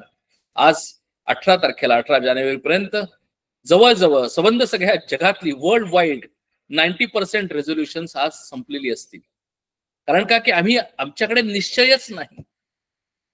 आम्ही रेझोल्युशन्स करतो आणि दरवर्षी तेच रेझोल्युशन करतो. याचं कारण काय की आमच्यामध्ये निश्चय नाही, आमच्यामध्ये धैर्य नाही, आमच्यामध्ये कन्सिस्टन्सी नाही आणि एखादा निश्चय करून आम्ही एखादी गोष्ट करत नाही. म्हणून इथं समर्थ म्हणतात की जाणत जाणत निश्चिती काय मानेले श्रीराम. अशा पद्धतीने आयुष्य जर जगलास तर तू यशस्वी होशील का, असा समर्थ प्रश्न विचारतात. आणि बघा कारण आम्ही जर आजूबाजूला जर बघितलं तर प्रत्येक विद्यार्थ्याला पहिला नंबर पाहिजे. प्रत्येक विद्यार्थ्याला 98% 99% मार्क्स पाहिजे. पण किती लोकांना पडतात, किती लोक खरोखर अभ्यास करतात, किती लोकांमध्ये वर्षभर अभ्यास करण्याची कन्सिस्टन्सी आहे? कंपनीमध्ये प्रत्येक माणसाला जानेवारी आहे, प्रत्येक माणसाला 40% इन्क्रीमेंट पाहिजे, प्रत्येक माणसाला प्रमोशन पाहिजे, प्रत्येक माणसाला RSUs पाहिजेत. पण किती माणसं वर्षभर मान मोडून काम करतात, खरोखर काम करतात, अतिशय मोठ्या प्रमाणावर काम करतात, जीव ओतून काम करतात? कारण आमच्यामध्ये आम्हाला शॉर्टकट्सनी जेवढे इन्स्टंट ग्रॅटिफिकेशन, सध्या फास्ट फूडचा जमाना असल्यामुळे आम्हाला सगळं पटापट पाहिजे, पण आम्हाला त्यासाठी लागणारी कष्ट करण्याची तयारी नाही. आणि म्हणून म्हणतात की अन्न गृहासी लागला त्यास सावकास निजेला, तो कैसा म्हणावा भला आत्महत्या. समर्थ म्हणतात की अरे, समर्थांनी किती तळमळीनं सांगितलंय बघा की अरे, आमच्या घराला जर आग लागली आणि घराला आग लागलेली असताना आम्ही तसेच झोपून राहिलो, त्याचं उदाहरण देऊन समर्थ म्हणतात की अरे, त्याला भला कसं म्हणावं, त्याला आत्महत्यारा म्हणावं. कारण का की त्याला स्वतःच काय कुठलं महत्वाचं आहे, काय करायला पाहिजे आणि काय करायला नको हे त्यालाच कळत नाही. आपला स्वतःचा उद्धार कसा व्हावा हेच त्याला कळत नाही. कारण का की या ह्याच्यामध्ये ज्या वेळेला घराला आग लागलेली आहे, माझं स्वतःचं भलं याच्यामध्ये आहे की आहे तसं त्या क्षणाला मी उठून बाहेर जाणं, जितक्या शीघ्र घरातनं बाहेर जाणं हे माझं भलं आहे, हे सुद्धा जर मला कळत नसेल तर मी आत्महत्यारा आहे असं समर्थ म्हणतात. म्हणजेच काय, समर्थांना दृष्टांत देऊन काय सांगायचंय की अरे, प्रत्येक माणूस जर समर्थांनी जर बघितला त्या 16 वर्षाच्या ह्याच्यामध्ये की अरे, प्रत्येक माणसाला कळतच नाहीये आपलं काय चांगलं आहे, काय केल्यानंतर आपलं चांगलं होईल, आपलं भलं होईल हेच आपल्याला कळत नाही. खालून आग लागलेली आहे, पण तरी सुद्धा तो माणूस शांतपणानं जसं आहे तसं चेंज कुठलाही न करता तो जीवन जगायचा प्रयत्न करतोय. आणि तो म्हणतोय की अरे, चलता है चलता है चलता है, काहीतरी प्रॉब्लेम सुटेल अशा पद्धतीने तू प्रयत्न करत नाही. म्हणून समर्थ म्हणतात की अरे, तू प्रयत्न कर. जर तुझ्या घराला आग लागलेली असेल तर तू त्यासाठी प्रयत्न कर आणि तू शीघ्र तिथून बाहेर पडण्याचा प्रयत्न कर. म्हणून माऊली सुद्धा अर्जुनाला सांगतात की अर्जुना, अरे, तुझा मृत्यू लोकामध्ये जन्म आलेला आहे, तू नरदेहामध्ये जन्म घेतलेला आहेस, म्हणजे तुझा मृत्यू लोकामध्ये जन्म आलेला आहे, म्हणजे तू केव्हा ना तेव्हा तरी मृत्यू पावणार हे ढळढळीत सत्य आहे. आणि म्हणून मग माऊली म्हणतात की झडझडोनी वहिला निघ. झडझडोनी म्हणजे काय की सावकाश जाऊ नकोस, तू हळूहळू जाऊ नकोस. ज्या वेळेला तुला रियालिटीची कल्पना येईल, ज्या वेळेला तुला रियालिटी कळेल की अरे, माझा मृत्यू डोळ्यासमोर आहे, प्रत्येक दिवस हा मी मृत्यूच्या जवळ जातोय. आम्ही वर्ष सण साजरे करतो, आमचा वाढदिवस साजरा करतो, पण खरं तसं बघायला गेलं तर ती आम्हाला जाणीव व्हायला पाहिजे की प्रत्येक वर्ष सण किंवा वाढदिवस मी माझ्या मृत्यूच्या जवळ जवळ चाललेलो आहे. आणि माझा मृत्यू केव्हा होईल हे मला सांगता येत नाही, कारण कुणीही आपला मृत्यू जाणू शकत नाही. कधी माझा मृत्यू होईल मला माहिती नाही.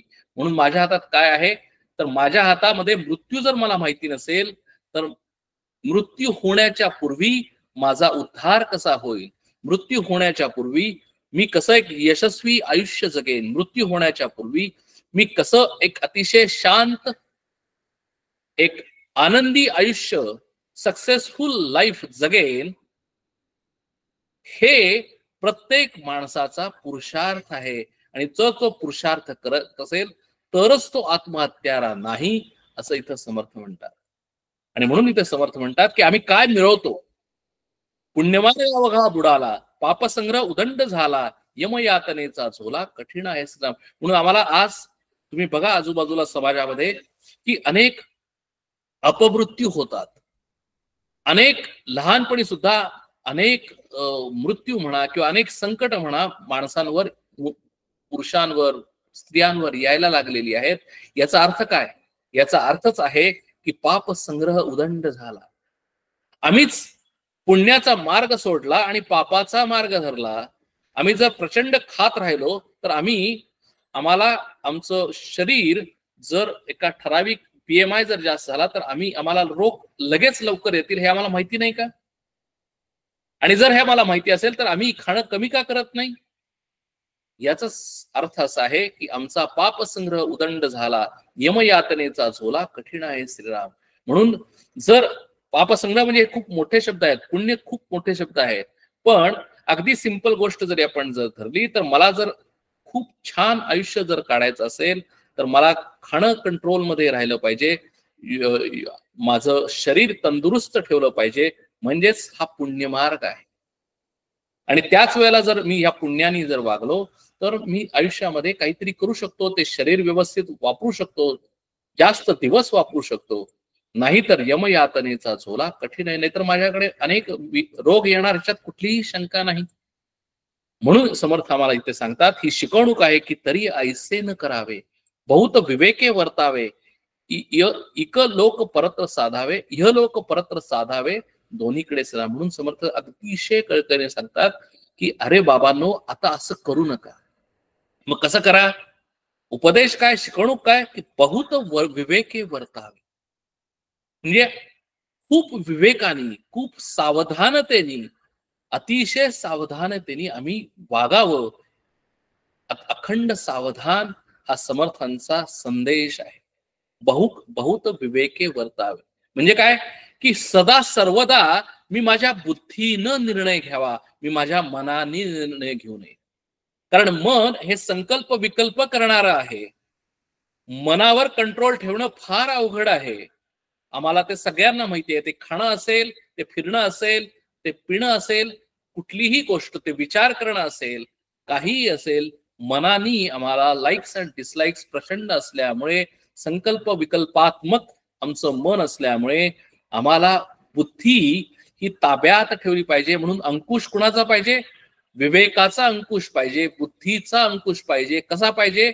बहुत पाहिजे, सदा सर्वदा पाहिजे. म्हणून 24/7 ऑलवेज ऑन, ऑलवेज कनेक्टेड. म्हणजेच मी प्रत्येक वेळेला विवेकानी, बुद्धीनी वागावं, बहुत विवेके वर्तावे. समर्थांचा एकच संदेश जर मी लक्षात ठेवला, समर्थांनी खूप सांगितलेलं नाही, एवढंच सांगितलेलं आहे की तू ज्याला विवेक जागृत ठेवशील त्याला ऑटोमॅटिकली तुझ्या सगळ्या गोष्टी, कारण प्रत्येक वाईट माणसाला सुद्धा कळतं की मी वाईट करतो आहे आणि मी ते वाईट करू नये, कारण त्याच्यामध्ये सुद्धा विवेक आहे. म्हणून समर्थांनी एवढं एकच सांगितलेलं आहे की तू जीवनामध्ये जगत असताना काय कर, तर एवढंच कर की तू बुद्धीनं, विवेकानी वाग, सदा सर्वदा वाग. म्हणजे काय होईल? तुला दोन्हीही साधेल, प्रपंचही साधेल आणि परमार्थही साधेल. म्हणजे काय? की तुला प्रपंचामध्ये म्हणजे व्यवहारामध्ये सुद्धा तुला खूप यश मिळेल, यशस्वी होशील. म्हणजे काय? की अगदी मटेरियलिस्टिक वर्ल्ड मध्ये सुद्धा आम्ही म्हणू शकतो की तुझ्याकडे भरपूर संपत्ती होईल, तुझ्याकडे घरदार सगळं होईल, म्हणजे तू अतिशय राजासारखा राहशील. म्हणजे सध्याच्या भाषेमध्ये जर आम्ही अकम्प्लिश्ड, जर आम्ही म्हणू आम्ही यशस्वी होऊ, पण ते असताना सुद्धा तुझ्यामध्ये शांतता असेल, ते असताना सुद्धा तुझ्यामध्ये एक तृप्ती असेल, आनंद भावना असेल, एक ग्रॅटिट्यूड असेल, आणि तू एक अतिशय कृतकृत्य धन्य आयुष्य असं जगशील. हेच समर्थांना इथं सांगायचं आहे. याच्या व्यतिरिक्त समर्थांना दुसरं कुठलीही शिकवणूक द्यायची नाही. आणि ह्याचा प्रॉब्लेम काय? आता हे सगळ्यांना माहिती आहे की अशा पद्धतीने आम्ही वागावं, अशा पद्धतीने आम्ही आचरण करावं, अशा पद्धतीने विचार करावा. हे आम्हाला सुद्धा लहानपणापासून सांगितलेलं आहे. हे आम्हाला सर्व शास्त्रामध्ये, सगळ्या ग्रंथांमध्ये लिहिलेलं आहे. पण तरी सुद्धा आम्ही ते पाळत नाही, आम्ही त्या पद्धतीने वागत नाही. याचं कारण काय? कारण एकच की आळसाचे फळ रोकडे, जांभया देऊन निद्रा पडे, सुख म्हणून आवडे आळसी लोकांचा. म्हणून समर्थांनी पहिला शत्रू आमचा सांगितला तो म्हणजे आळस. कारण आळस असल्यानंतर आम्ही व्यवहारामध्ये सुद्धा यश मिळवू शकत नाही. आणि यश ज्यावेळेला समर्थ म्हणतात त्यावेळेला समर्थांना सुद्धा अतिशय अत्युच्च यश एक्सपेक्टेड आहे. म्हणजे आम्हाला साधी नोकरी करणं नाही, समर्थांना कुठल्याही गोष्टीमध्ये स्काय इज द लिमिट. म्हणजे जे जे काही करायचं आहे ते अतिशय टॉप, म्हणजे टॉप मोस्ट जे आपण म्हणतो की कुठल्याही क्षेत्रामध्ये तुम्ही बिझनेस करा, तुम्ही नोकरी करा, तुम्ही काहीही करा, तुम्ही अभ्यास करा, तुम्ही प्रपंच करा, तुम्ही परमार्थ करा, पण जे जे काही कराल त्याच्यामध्ये तुम्ही टॉपमोस्ट ठिकाणी तुमचं ध्येय असलं पाहिजे. आणि जर ध्येय असेल तर त्यासाठी आम्हाला काय नको आहे, कशाकडे आम्ही लक्ष दिलं पाहिजे, विवेक केला पाहिजे, तर आळस हा आमच्या सगळ्यांच्याकडे आहे. प्रत्येकाकडे तमोगुण आहे म्हणजे आहेच. आणि म्हणूनच या तमोगुणातूनच आमचं सगळं आयुष्य बर्बाद होतं. आणि म्हणून इथं समर्थ आमचं लक्ष या आळसाकडे ठेवतात. म्हणजे विद्यार्थी ते वृद्ध या सर्वांना हा शत्रू आहे. आणि म्हणून समर्थ हा सांगतात की प्रत्येकाला आता मोठं अनालिसिस करायचं कारण नाही, आपल्या सगळ्यांना माहिती आहे की आळसाचं रोल काय आहे आपल्या आयुष्यामध्ये. आळसाचे फळ रोकडे फळ म्हणतात. म्हणजे काय की इमिजिएट जांभया देऊन निद्रा पडे, सुख म्हणून आवडे आळसी लोक. म्हणून आळशी लोकांना काय होतं की झोपण्यामध्येच सुख वाटतं. बघा, आज शनिवार आहे, उद्या रविवार आहे म्हणल्यानंतर काय की मस्तपैकी जेवण करायचं, यथेच्छ जेवण करायचं आणि काय करायचं, मस्तपैकी 3 तास 4 तास झोप काढायची. ह्याच्यामध्येच सुख आहे. याचा अर्थ असा नव्हे की झोपायचं नाही. समर्थ म्हणतात की झोपा, अर्धा तास झोपा, पण 4 तास झोपणं हे चुकीचं आहे. सुख आणि त्यात सुख वाटणं म्हणजे तसा ऍटिट्यूड होणं. बघा, एकच मन आहे आणि एकदा आळस आमच्या अंगामध्ये भरला की तो परत लगेच निघत नाही. म्हणून इथं समर्थ म्हणतात, मला वॉर्निंग देतात की सुख आम्हाला ते आळस हा सुख म्हणून आवडायला लागतो. असं ज्यावेळेला आवडायला लागतो तो तुमचा आमचा ऍटिट्यूड बनतो.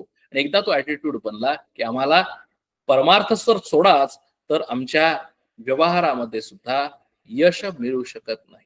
साक्षेप करिता कष्टती परंतु पुढे सुरवाढती, खाती जेवती सुखी होती यत्ने करून श्रीराम. आळस उदास नागवणा, आळस प्रयत्न पुढवणा, आळसे करंटपणाच्या खुणा प्रकट करती श्रीराम. म्हणून समर्थ म्हणतात की आळसाचं आळस जर असेल आमच्या अंगामध्ये तर तो प्रयत्नपूर्वक काढावा. म्हणून आम्ही लहानपणी असताना आमची आजी असेल, आई वडील असतील, ते सांगायचे की आळसे सुख वाटे ते दुःख ब्रह्मांड भोगवी. म्हणजे आळसामध्ये जर आम्हाला जर आनंद वाटत असेल तर आम्हाला पुढे आम्हाला खूप प्रचंड दुःख भोगायला लागेल. म्हणून इथं समर्थ तेच म्हणतात की आळस उदास ना गवाणा, आळस प्रयत्न बुडवणं. आळस कसा आहे, प्रयत्नांना बरोबर तो बुडवणूक करतो. म्हणजे काय की माणूस प्रयत्नवादी होतच नाही. आणि आळशी मनुष्य कधीही प्रयत्न करत नाही. तो वेगवेगळे एक्झाम्पल्स किंवा एक्सक्युजेस देत बसतो की असं झालं म्हणून तसं झालं, तसं झालं म्हणून तसं झालं. त्यामुळे तो सगळ्यांना दोष देतो. तो आमच्या परिस्थितीला दोष देतो, माणसांना दोष देतो किंवा देवाला सुद्धा दोष द्यायला तो मागं पुढं बघत नाही. म्हणूनच समर्थ म्हणतात की आळसे करंटपणाच्या खुणा प्रगट करीती श्रीराम. म्हणून आळस नसावा तरीच पाविजे वैभवा, अरत्री परत्री जीवा समाधान. म्हणून समर्थ एक सांगतात की जर आम्हाला वैभव पाहिजे असेल, वैभव कुठलं तर परमार्थ आणि प्रपंच या दोन्ही मधलं वैभव. प्रपंचातलं वैभव म्हणजे अतिशय अत्युच्च कोटीची संपत्ती असेल, अत्युच्च कोटीचे स्थावर जंगम मालमत्ता असेल, पोझिशन असेल किंवा वेगवेगळ्या प्रकारची वैभव संपन्न जर आमचं आयुष्य जर जगायचं असेल तर तिथे कधीही आळस आवश्यक नाही. हेच आम्हाला विद्यार्थ्यांच्या आयुष्यामध्ये आवश्यक आहे. आळस नसावा, तरुणपणी आळस नसावा, यासाठी आम्ही अतिशय प्रयत्न केला पाहिजे. म्हणून आम्हाला जर खरोखर जर समाधान पाहिजे असेल तर आळस नसावा. कारण तेच जर आम्हाला प्रपंचामध्ये जर आळस असेल तर आम्हाला परमार्थामध्ये सुद्धा आळस. जर आम्हाला त्या प्रपंचामध्ये आळसाची सवय लागलेली असेल तर आम्ही परमार्थामध्ये ज्यावेळेला मेडिटेशनला बसू त्यावेळेला आम्ही एका 5 मिनिटामध्ये आम्ही मेडिटेशन त्याच्यापेक्षा जास्त पुढे करू शकत नाही. त्याच्यापेक्षा जास्त आम्ही कधी नामस्मरणा बसल्यानंतर आम्हाला अर्ध्या तासामध्ये झोप लागते. कारण काय की आम्हाला तीच सवय आम्हाला प्रपंचामध्ये लागलेली आहे. तेच मन अंतःकरण घेऊन आम्ही परमार्थामध्ये आलेलो आहोत. आणि म्हणून आम्हाला परमार्थ सुद्धा सहज होत नाही आणि प्रपंच तर कधीच सहज होत नाही. म्हणून ते समर्थ म्हणतात की अरत्री परत्री जीवा समाधान असला. म्हणून आम्हाला दोन्हीकडे म्हणजे इकडेही अलोकी आणि परलोकी, प्रपंच आणि परमार्थी या जीवाला समाधान लाभत नाही. प्रयत्न करावा तो कोण हेची ऐका निरोपण, सावध करून अंतःकरण निमिष एक राम. म्हणून समर्थ आता दिनचर्या सांगतात. प्रयत्न करणं म्हणजे काय सांगतात आणि हे समर्थांनी सांगणं हे अतिशय संयुक्तिक आहे. कारण समर्थ टाकळीला असताना त्यांचं जर आम्ही दिनचर्या जर बघितली तर त्यांचीच दिनचर्या त्यांनी पहिल्यांदा केले आणि करून दाखवले आणि त्याच्यानंतर सांगितले, आणि म्हणून आम्हाला ते अतिशय महत्वाचे आहेत, कारण त्यांनी ते करून दाखवलेलं आहे.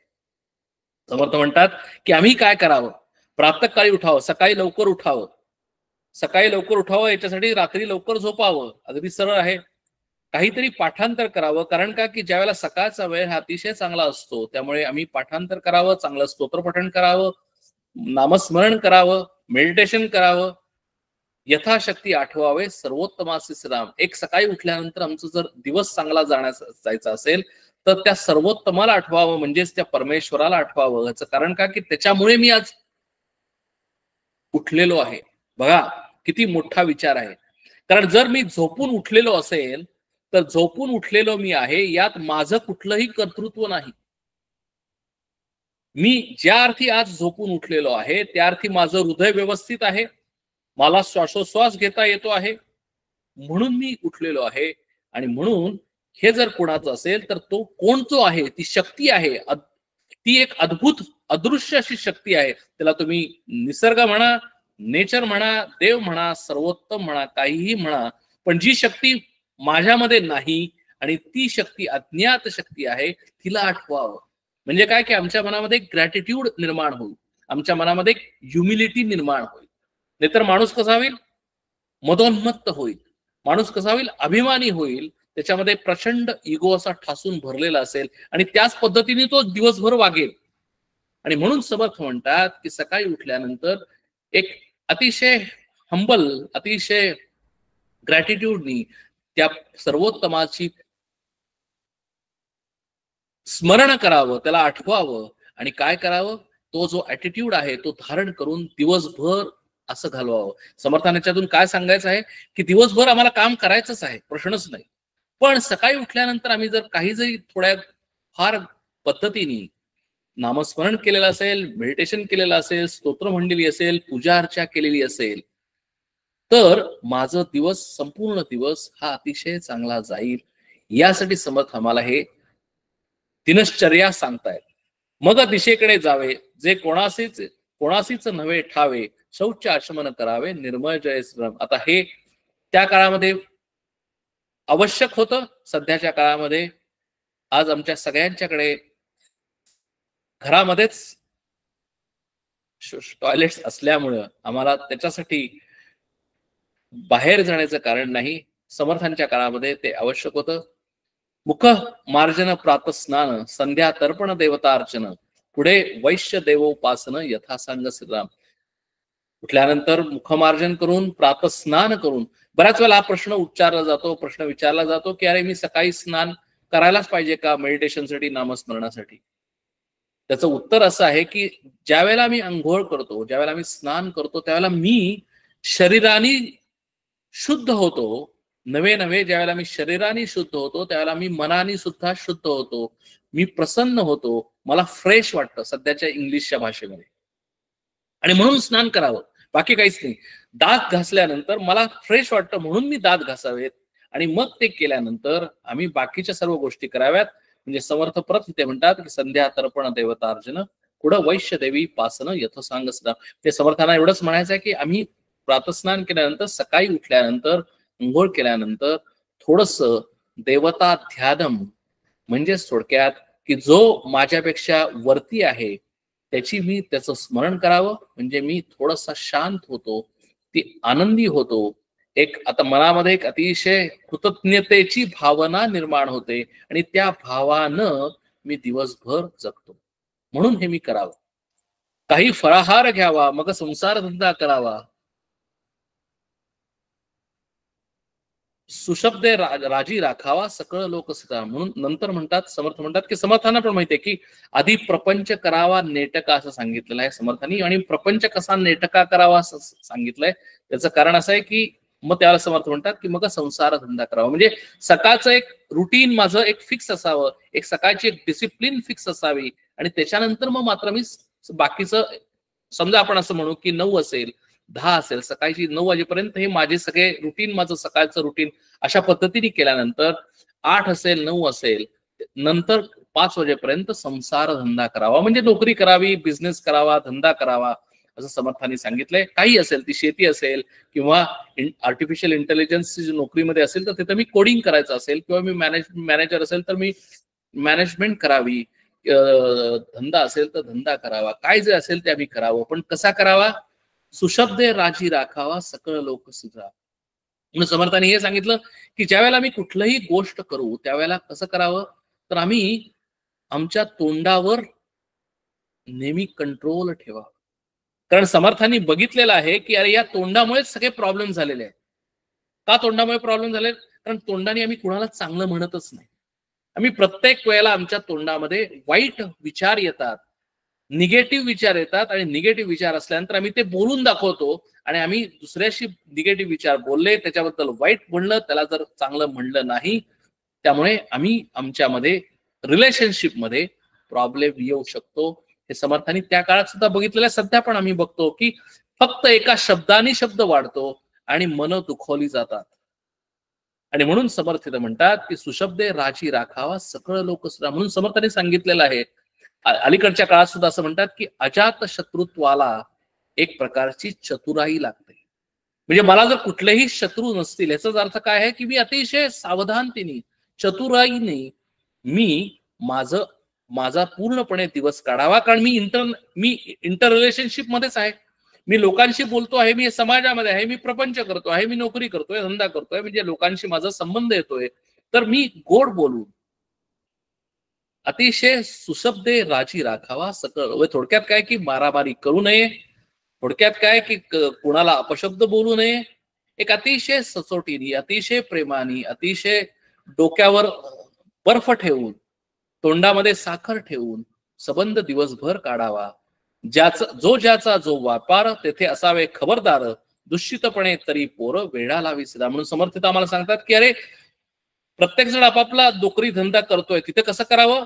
तिथे ऍब्सोल्युटली मनपूर्वक करावं. तेथे असावे खबरदार. म्हणजे टाकल्यासारखं करू नये. आपण म्हणतो ना की नोकरीवर पाट्या टाकतो. मी काय करतो तर पाट्या टाकतो. पहाट झाली, भैरू उठला, औत घेतले, कामावर गेला, काम केलं आणि तो संध्याकाळी घरी आला. म्हणजे थोडक्यात काय की मेकॅनिकल जॉब.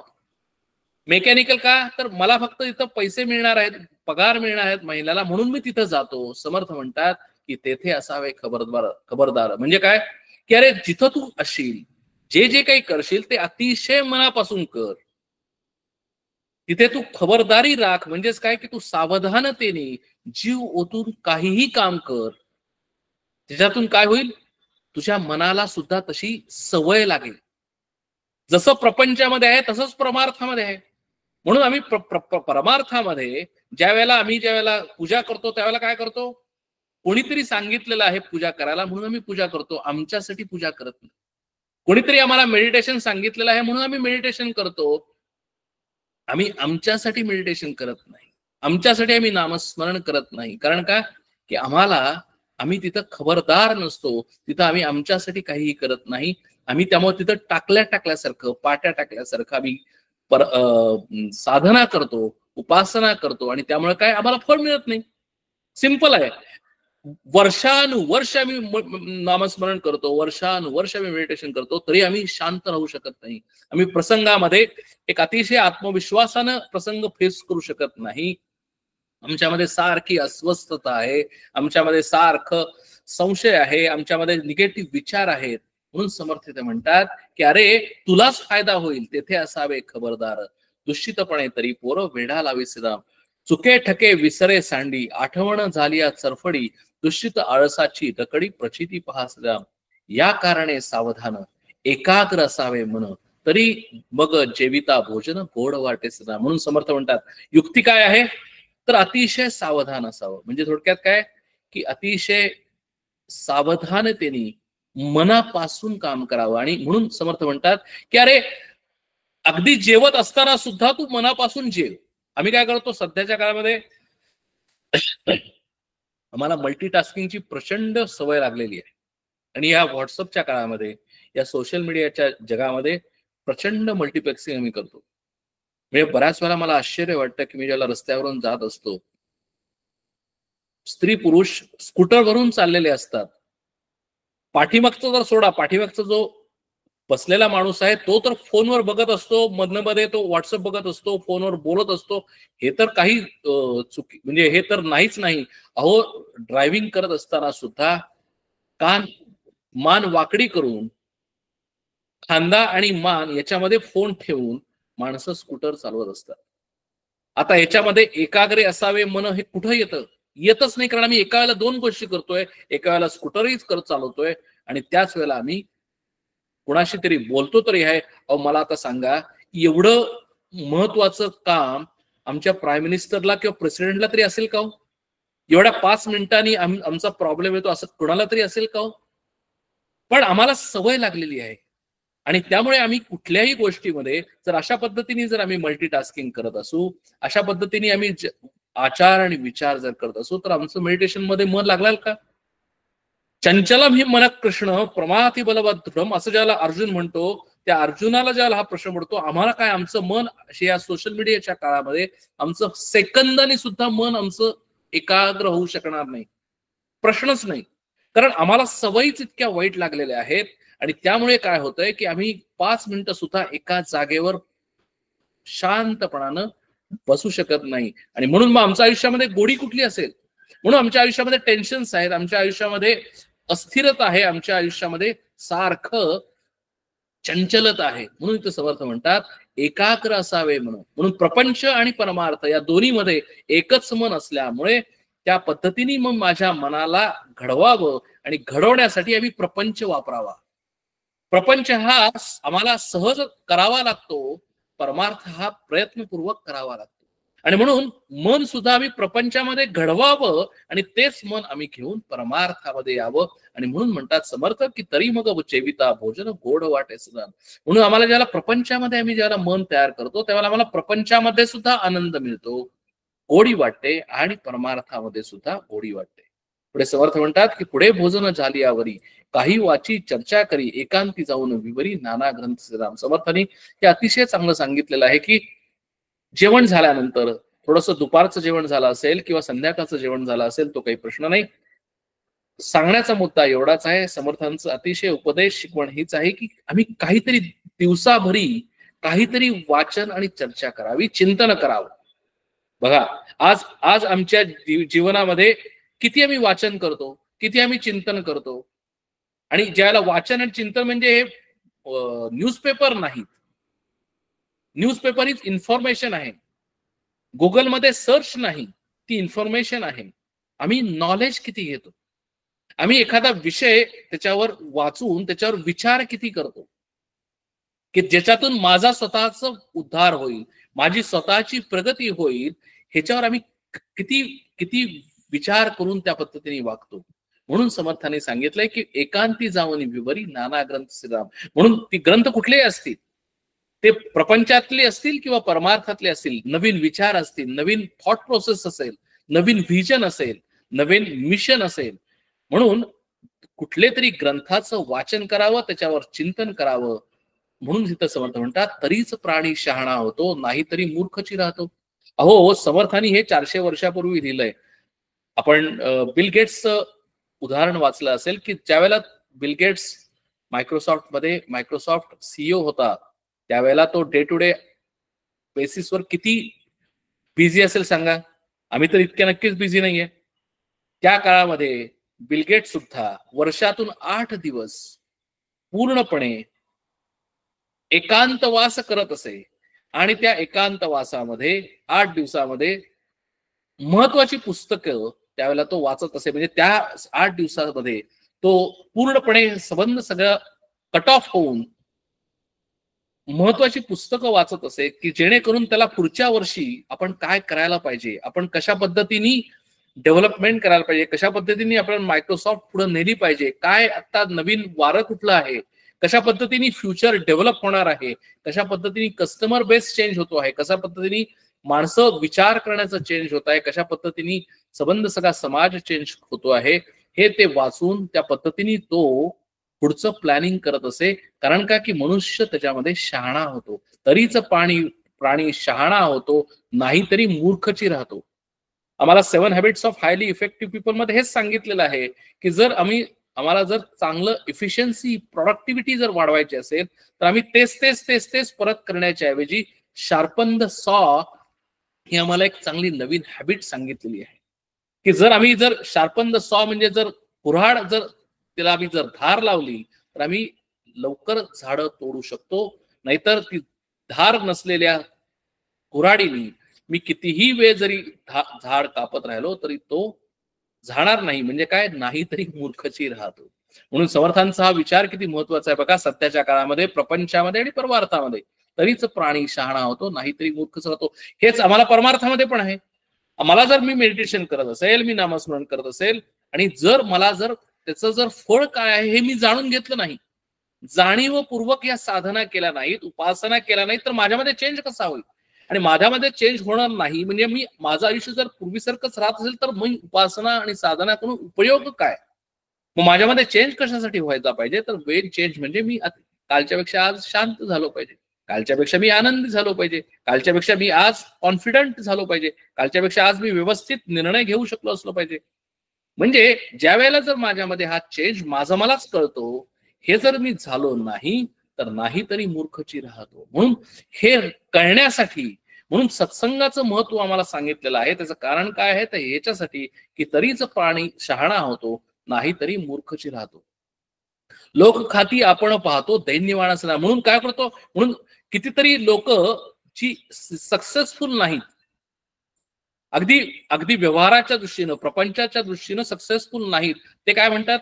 ते प्रारब्धाला दोष देतात. ते म्हणतात की अरे हा सक्सेसफुल आहे कारण का की त्याला इनहेरिटन्सनी सगळं मिळालेलं आहे. तो त्याला काय बाबा, तो त्याला खूप इझी सगळं मिळालेलं आहे. लोक खाती आपण पाहतो दैन्यवान असतात. सो तो एक्सक्यूज देत बसतो. सो म्हणून आमच्या कॉर्पोरेटमध्ये सुद्धा एक्सक्यूज मेंटॅलिटी म्हणलेली आहे. एक्सक्यूज मेंटॅलिटी म्हणजे काय की तो स्वतःला खूप दैन्यवान समजतो. आणि तो समजतो म्हणजे काय? तो व्हिक्टिम मेंटॅलिटी हा अजून एक वेगळा शब्द आहे. तो व्हिक्टिम आहे असं समजतो. म्हणजे काय की मला सगळेजण प्रॉब्लेम देतात, मी चांगला आहे पण मला सगळेजण प्रॉब्लेम देतात, म्हणून मी व्हिक्टिम आहे, मला सगळेजण व्हिक्टिम करतात. आणि तो काय करतो? तो सगळं प्रयत्न कमी पडतात, विचार कमी पडतात आणि त्यामुळे तो दैन्यवाणा होतो, तो व्हिक्टिम होतो. ऐक सदैवपणाचे लक्षण, रिकाम्या जाऊ नेदी एक लक्षण लक्ष प्रपंच व्यवसायाचे ज्ञान बरे पाहायचे. म्हणून समर्थ म्हणतात की एक क्षण सुद्धा सदैव म्हणजे समर्थांचा सदा सर्वदा हा शब्द अतिशय महत्वाचा आहे. सदा सर्वदा माणूस जर अतिशय जर सावधान असेल तर तो एक क्षण सुद्धा वाया जाऊन देणार नाही. म्हणजे तो अखंड प्रत्येक क्षण हा आपल्या उद्धारासाठी तो वापरेल. आणि म्हणून समर्थ म्हणतात की अशा पद्धतीने जर आम्ही आयुष्य काढावं, म्हणजे क्षण आणि क्षण मी माझ्या उद्धारासाठी वापरावा. आज जर आम्ही जर सोशल मीडियामध्ये जर बघितलं तर आम्ही किती वेळ व्हॉट्सअप बघतो, आम्ही किती वेळ सोशल मीडियामध्ये फेसबुक, इंस्टाग्राम या सगळ्या बघतो आणि याच्यात आम्हाला काय मिळतं? काहीही नाही. हातात काहीही आम्हाला येत नाही. आम्ही शहाणा होत नाही, आमच्यामध्ये नॉलेज होत नाही. फक्त it is actually time pass. आमचा वेळ चांगला जातो आणि म्हणून आम्ही ते करतो. समर्थ म्हणतात की ह्यानी काय होतात? रिकाम्या जाऊ नेदी एक क्षण प्रपंच व्यवसायाचे ज्ञान बरे पाहायचे. समर्थ म्हणतात की अरे हे तुला कळलं पाहिजे की प्रपंच व्यवसायाचे ज्ञान मी घेतलं पाहिजे. ह्याच्यात मला ठीक आहे, मला जर त्यातून जर मिळणार असेल काही तर नक्की वाचावं. म्हणजे इकॉनॉमिक टाइम्स असेल वाचावा. आम्हाला जर त्यातनं काही आज असं म्हणत नाही मी की कितीतरी युट्यूबवर चांगले ब्लॉग्स असतात, कितीतरी पॉडकास्ट चांगलेली असतात ज्याच्यातनं आम्हाला काहीतरी वेगळे विचार मिळतात, ते नक्की वाचावेत. पण अननेसेसरी ज्या काही पोस्ट येतात की ज्याच्यामध्ये ऑथेंटिसिटी काहीही नसते, अशा पोस्ट व्हॉट्सअपवर येतात आणि आम्ही अनेक वेळ, अर्धा तास काय, तासभर काय, 2 तासभर ते, आणि बघताना कळत नाही की किती वेळ झाला आणि नंतर कळतं की अरे मी 2 तास पाहत होतो आणि मला काहीच त्यातनं मिळालं नाही. म्हणून म्हणतात की प्रपंच व्यवसायाचे ज्ञान बरे पाहायचे. राम समर्थ म्हणतात काही मिळवी मग जेवी, कुंतल्या लोकास उगवी, शरीर कारणी लावी काहीतरी सदा. म्हणून समर्थांनी अजून एक दुसरा सांगितलेला आहे की आयतं खाऊ नका. म्हणजे काय की तो आळसाचा गुण आहे. आळस असल्यानंतर मी हा खायला काळ भुईला भार असं पूर्वी म्हणायचे की मी काहीतरी करणं आवश्यक आहे. मी नुसतं खाणं, दुसऱ्यांनी मला खाणं देणं आणि मी नुसतं बसणं हे अतिशय चुकीचं आहे असं समर्थ म्हणतात. त्यातनं तमोगुण वाढीस लागतो. म्हणून समर्थाने सांगितलं आहे की शरीर कारणी लावी काहीतरी करावं आणि शरीर कारणा म्हणजे शरीरानं काहीतरी कार्य करावं, कर्म करावं, काही धर्मचर्चा पुराण, हरिकथा निरूपण, वाया जाऊ नेदी क्षण तोहीकडेच राहा. म्हणून समर्थ म्हणतात की एक क्षण सुद्धा वाया जाऊन देऊ नये. स्वतःच्या अपलिफ्टमेंटसाठी एव्हरी सेकंड, एव्हरी मोमेंट माणसानी खर्च करावा. ऐसा जो सर्व सावध त्यास कैसा असेल खेद, विवेके तुटला संबंध देहबुद्धीचा श्रम. बघा आता समर्थाने आम्हाला प्रपंचाकडून परमार्थाकडे आणलेला आहे. बघा असा जो सर्व सावध असेल, बघा असा जो सर्व सावध असेल त्यास कैसा असेल खेद. समर्थच प्रश्न विचारतात की असा जो सावध असेल म्हणजे अशा पद्धतीने त्यांनी जीवन जर जगलेलं असेल, अशा पद्धतीने तो दिवस एव्हरी आवर, एव्हरी सेकंड, एव्हरी मिनिट अशा पद्धतीने जर तो घालवत असेल तर त्याला खेद कसा असेल. खेद म्हणजे काय? अपराधीपणाची भावना. म्हणजे काय तर अरे मी आयुष्य फुकट घालवलं, मी काल वेळ फुकट घालवला, मी तास फुकट घालवला, मी कालचा दिवस फुकट घालवला. हे जी भावना आहे अपराधीपणाची भावना, गिल्टी फिलिंग, ही येणारच नाही. कारण काय मी सावध आहे. मी जे जे काही करतो, मी मिनिट टू मिनिट माझं प्लॅनिंग आहे, क्षण टू क्षण माझं प्लॅनिंग आहे. मी काय करतो मला माहिती आहे आणि मी जर काय करत असेल ते कशासाठी करतो हेही मला माहिती आहे आणि त्यातून मला काय मिळणार हे जर मला माहिती असेल तर माझ्याकडे गिल्टी फिलिंग यायचंच कारण नाही. आणि मग जर असं जर झालं तर विवेके तुटला संबंध देहबुद्धीचा श्रीराम.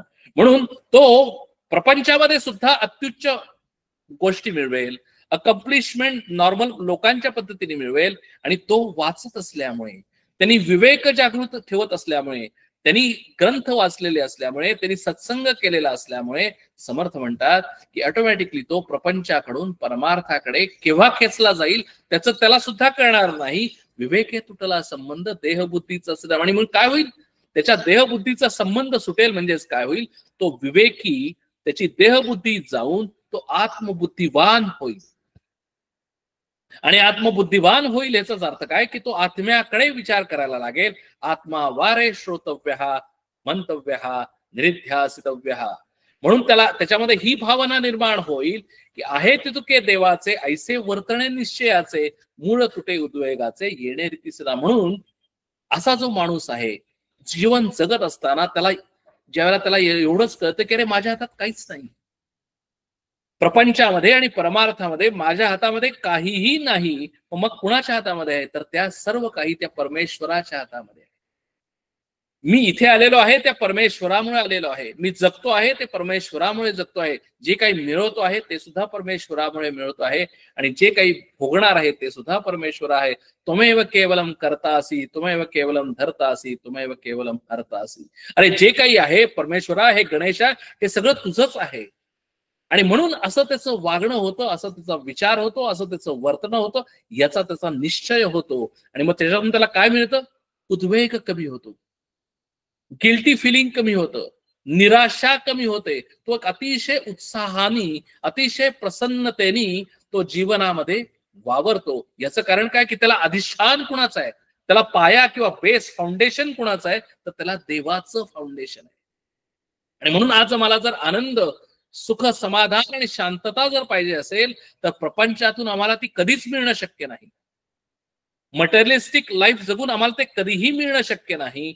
आम्हाला जर ते जर पाहिजे असेल तर आम्हाला स्पिरिच्युअल लाईफ ही एक्स्ट्रीमली इम्पॉर्टंट. आणि म्हणून हा जो भाव ज्यावेळेला निर्माण होतो की आहे तितुके देवाचे, ऐसे वर्तणे निश्चयाचे, मूळ तुटे उद्वेगाचे, येणे रीती. म्हणून आम्हाला जर आयुष्य जर सक्सेसफुल जर करायचं असेल तर काय करायला पाहिजे? हा भाव निर्माण करायला पाहिजे की अरे जे जे काही माझ्या आयुष्यामध्ये होतंय ते परमेश्वरामुळे होतंय. जे जे काही आयुष्यामध्ये घडतंय ते परमेश्वरामुळे होतंय. मग मी काय करतो? मी फक्त काम करतो. मला जे काम केलेलं सांगितलेलं आहे ते काम मी अतिशय चोख, अतिशय मनापासून करतो आणि जे जे काही मला फळ मिळणार आहे ते प्रसाद म्हणून भक्षण करतो. अशा पद्धतीने जर माझा निश्चय असेल, अशा पद्धतीने माझा आचार, विचार आणि वर्तणूक जर सदा सर्वदा असेल तर त्या माणसाला कुठलाही उद्वेग, कुठलीही निराशा, कुठलंही फ्रस्ट्रेशन असण्याचं कारणच नाही. मूळ तुटे. समर्थाने सांगितलं की मूळ तुटे, म्हणजे जे मूळ आहे, म्हणजे थोडक्यात काय की मुळापासून त्याचा नाश होतो आणि तो अतिशय शांत होतो, कृतकृत्य होतो, धन्य होतो. तो आनंदी, सुखी, समाधानी आणि शांततामय जीवन तो जगतो. समर्थ म्हणतात की प्रपंची पाहिजे सुवर्ण, परमार्थी पंचीकरण, महावाक्याचे विवरण करिता सुटे श्रीराम. म्हणून समर्थांनी इथं आता समन्वय घातलेला आहे. प्रपंच करण्यासाठी मला सुवर्ण पाहिजे, म्हणजे मला पैसा संपत्ती पाहिजे, ह्याच्यामध्ये कुणाची नाही. आणि समर्थही कधीही म्हणत नाहीत या संबंध या शिकवणुकीमध्ये की तुम्ही सुवर्ण मिळवू नका, तुम्ही पैसा मिळवू नका, तुम्ही संपत्ती मिळवू नका, तुम्ही नोकरी धंदा करू नका आणि सगळं सोडा आणि परमार्थ करा, असं समर्थ कधीही म्हणत नाही. समर्थ एवढंच म्हणतात की तेही करा, पण सावधानता बाळगा. तुम्हाला हळूहळू हळूहळू तुम्ही प्रपंचातून कधी परमार्थ मध्ये जाल हे तुमचं तुम्हाला सुद्धा कळणार नाही.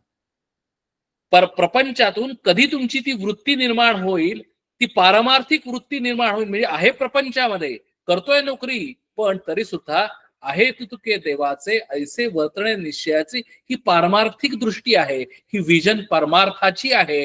म्हणजे परमार्थ वेगळा करायचा नाही, प्रपंचामध्ये असतानाच परमार्थ करायचा आहे. आणि प्रपंचामध्ये असताना परमार्थ करायचा आहे म्हणजे एवढं एकच दृष्टी, एवढी एकच विजन ठेवायची आहे की मी जे जे काही करतोय ते सर्व काही परमेश्वराचं आहे.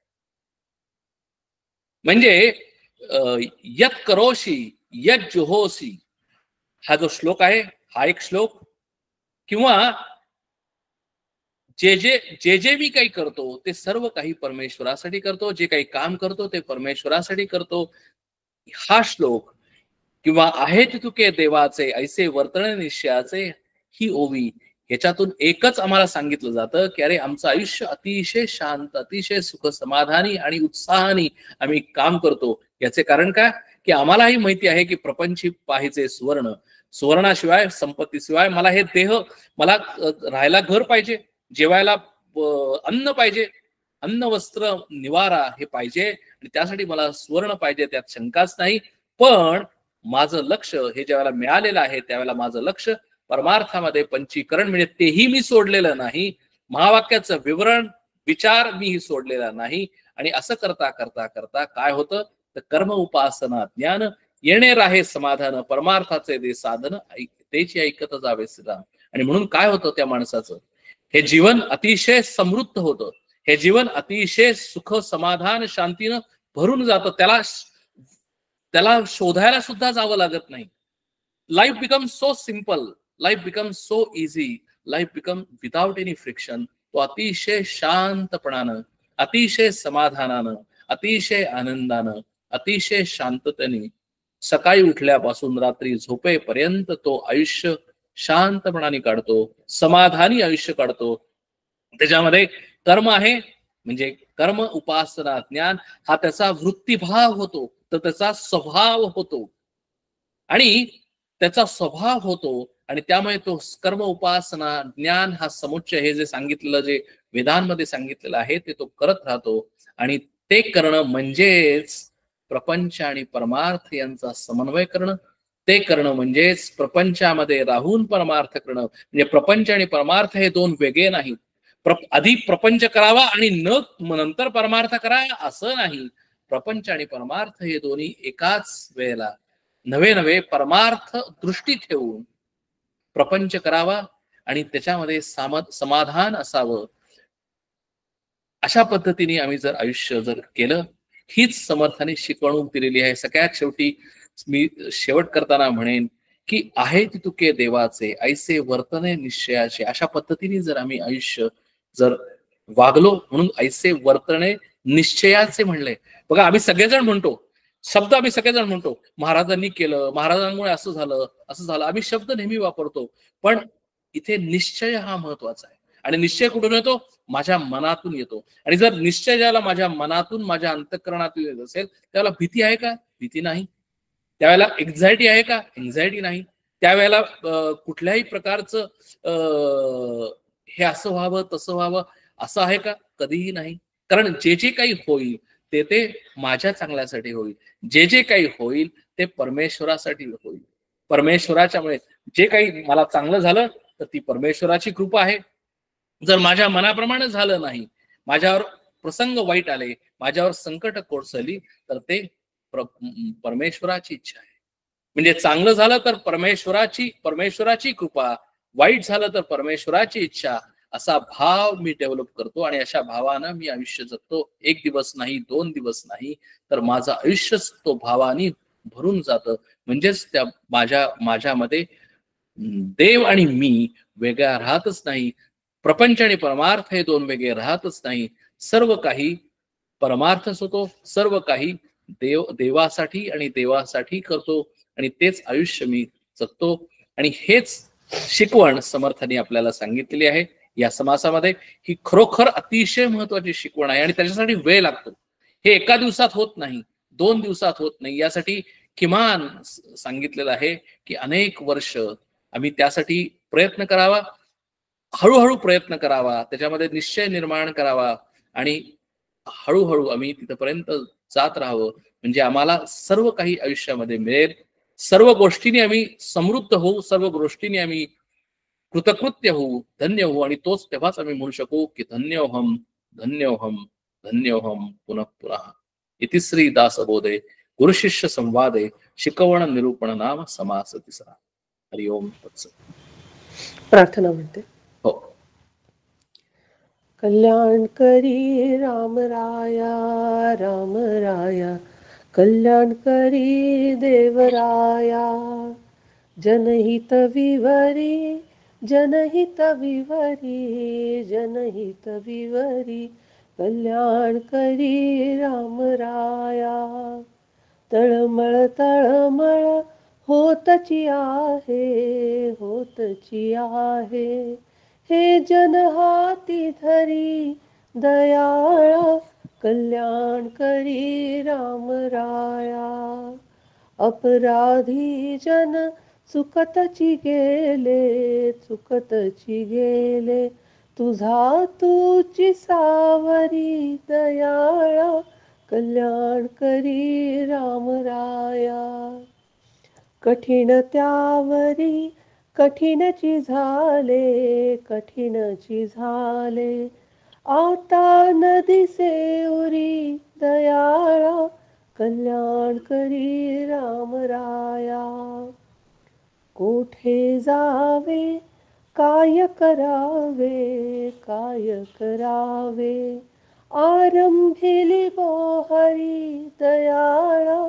कल्याण करी राम राया. दास म्हणे आम्ही केले पावलो, केले पावलो, दयेसी नाही सरी दयाळा. कल्याण करी राम राया, राम राया कल्याण करी देवराया, देवराया कल्याण करी राम राया. छान. नेहमीप्रमाणे मी लाईन्स ओपन केलेल्या आहेत, ऑडिओ आणि व्हिडिओ ओपन झालेले आहेत.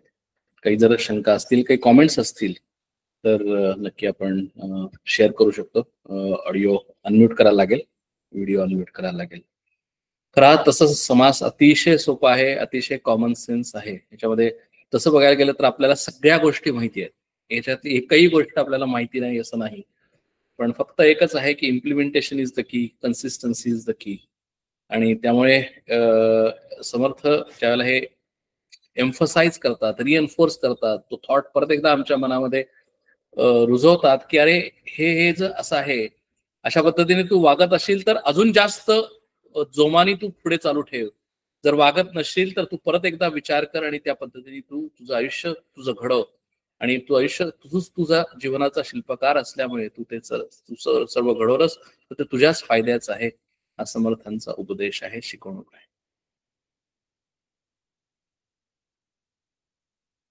एक 2 मिनिटं आपण थांबूया. काही क्वेश्चन्स, काही कॉमेंट्स, काही हे असतील तर आपण शेअर करूया. कृतिका. हो, जय श्रीराम दादा. जय श्रीराम. हो, जसं तुम्ही बोलात हा समज खरंच साधा आहे, म्हणजे सोपा आहे कळायला. पण जेवढा सोपा आहे तेवढंच एक सार्थ आयुष्य कसं जगावं हे खूप गहन आहे ते. म्हणजे जेवढं साधं वाटतंय तेवढंच गहन पण आहे. आणि दोन्ही बाजू कशा सांभाळता येतील एकाच वेळेला, किंवा सुवर्ण मध्य कसा गाठायचा, किंवा शेवटी त्याचं सार काय आहे. तर छानच आहे म्हणजे. आणि जसं तुम्ही बोललात की हे सगळं माहिती पण असतं आपल्याला, पण ते अंमलात आणणंच चॅलेंज आहे आजच्या काळामध्ये, किंवा ज्या रीतीचं आपण जीवन पद्धती जगतोय त्याच्यामध्ये ते खरंच खूप आव्हानात्मक आहे.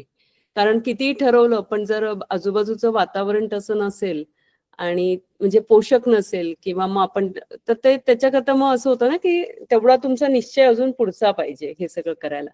सो नक्कीच समजायला सोपा पण खूप गहन असलेला असा समास वाटला हा. So thank you. जय नाही, श्रीराम. तुम्ही म्हणला ते अतिशय बरोबर आहे की सध्याच्या काळामध्ये जर आम्ही बघितलं तर आम्ही कुठेतरी कमी पर्सेंटेज मध्ये आहोत आणि ह्याच्या बरोबर अपोजिट हे जास्त आम्हाला समाजामध्ये दिसतं. 90-95% आम्हाला अशीच लोक दिसतात, असेच अनुभव येतात, असे सगळे प्रसंग घडतात.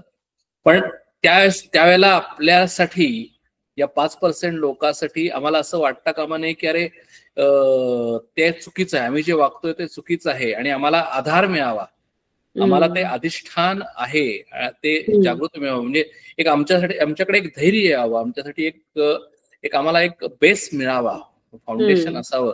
याच्यासाठी ह्या असे समाज उपयोगाचे आहेत, याच्यासाठी असे ग्रंथ उपयोगाचे आहेत की आम्हाला लक्षात येतं की अरे हा आमचा हे काळानुरूप हे सगळं बदलत राहणारे प्रश्नच नाही. पण आम्हाला जे सांगितलेलं आहे, आम्ही जे वागतो आहोत की आमचा जो त्याचा निश्चय व्हावा आणि आम्ही त्या 95% कडे ओढलं न जाता आम्ही या 5% म्हणून म्हणलेलं आहे की संतांची मांदियाळी म्हणलेलं आहे. याचं काय की म्हणजे देवावर निष्ठा असणारी अशी माणसं जास्तीत जास्त निर्माण व्हावी, हे त्या 5%चं ऍक्च्युली कर्तव्य आहे. म्हणजे जरी कमी असलो तरी आम्ही त्या 95% न जाता आम्ही ते 5%चे 10% कसे होतील, 10%चे कसे 15% होतील हे आम्ही करू शकतो. म्हणजे आमचं स्वतःचं आयुष्य आणि आमच्या बरोबर असणाऱ्या लोकांचं आयुष्य जर त्या पद्धतीने जगत राहिलो तर ऑटोमॅटिकली आमच्याकडे सुद्धा त्या पद्धतीची लोक, आमचं जर आयुष्य त्याप्रमाणे जाईलच जाईल, पण आमच्या बरोबरीच्या लोकांचं आयुष्य सुद्धा जाईल. कारण कधी ना कधीतरी प्रत्येकाला ती शांती, आनंद आणि हे पाहिजेच आहे. म्हणजे समाधान, म्हणजे प्रत्येकाला तेच पाहिजे आहे. आणि ज्या वेळेला त्या 95% लोकांना असं कळेल की अरे ह्या 5% लोक जी अशी आहेत, त्यांच्याकडे बघितल्यानंतर, त्यांच्याकडे त्यांचं आयुष्य बघितल्यानंतर, त्यांच्या बरोबर राहिल्यानंतर त्यांना लक्षात येईलच त्या 95% की अरे ह्या माणसांमध्ये काहीतरी वेगळं आहे आणि ह्या माणसांमध्ये काहीतरी वेगळं आहे. मग ते काय वेगळं आहे, कशामुळे ही माणसं नेहमी आनंदी शांत दिसतात, कशामुळे ही माणसं अतिशय पाहिजे ते पद्धतीने सगळं करून आमच्यामध्येच आहेत, पण ती सगळी का आहेत, का वेगळी आहेत, असं ज्या वेळेला ते बघायला लागतील, अशा पद्धतीने ज्या वेळेला त्याला हे करायला लागेल त्यावेळेला ते सुद्धा चेंज होतील, व्हायलाच पाहिजेत. कारण त्यांनाही तेच पाहिजे, फक्त त्यांना तेच पाहिजे, फक्त ते त्यांच्यामध्ये काय होतंय की निश्चय कमी पडतोय, ते त्यांच्यामध्ये त्यांना परसेप्शन मे बी डिफरंट, आणि त्यामुळे तो जो आहे, म्हणून आमच्यावर रिस्पॉन्सिबिलिटी जास्त आहे, आमच्यावर आणि म्हणून आम्हाला निश्चय आणि आमच्यावर बेसिकली निश्चय राहण्यासाठी आणि तो अजून जास्त बळकट होण्यासाठी हे सगळे समाज आहेत की अरे म्हणजे आम्हाला आधार कोणाचा आहे, आम्हाला आधार एकच आहे की ज्या अर्थी समर्थांनी हे 400 वर्षापूर्वी सांगितलं, ज्या अर्थी भगवंतांनी 5000 वर्षापूर्वी हे सांगितलं, ज्या अर्थी हजारो लाखो वर्षापूर्वी वेदांमध्ये, उपनिषदांमध्ये हेच सांगितलेलं आहे, याचा अर्थ असा आहे की ते अतिशय इमॉर्टल आहे, ते कालातीत आहे.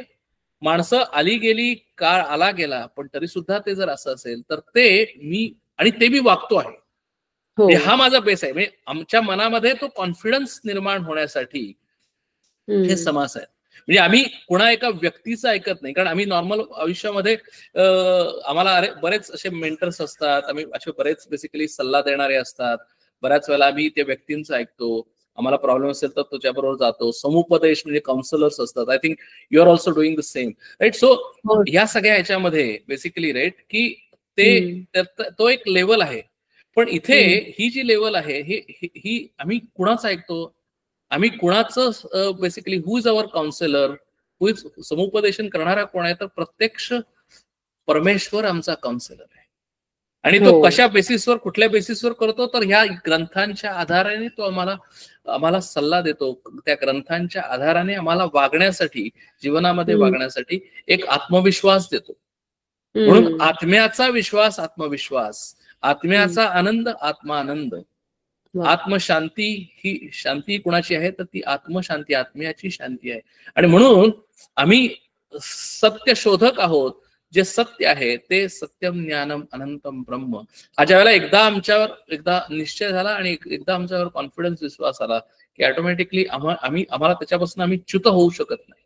आम्ही त्याच्यापासून कधी किती म्हणजे संबंध जग जरी आमच्या अगेन्स्ट गेलं तरी त्या बळाच्या आधारावर आम्ही लढत राहतो. त्या बळाच्या, ही आम्हाला शक्ती देणारे समास आहेत, हे आम्हाला शक्ती प्रदान करणारे समास आहेत.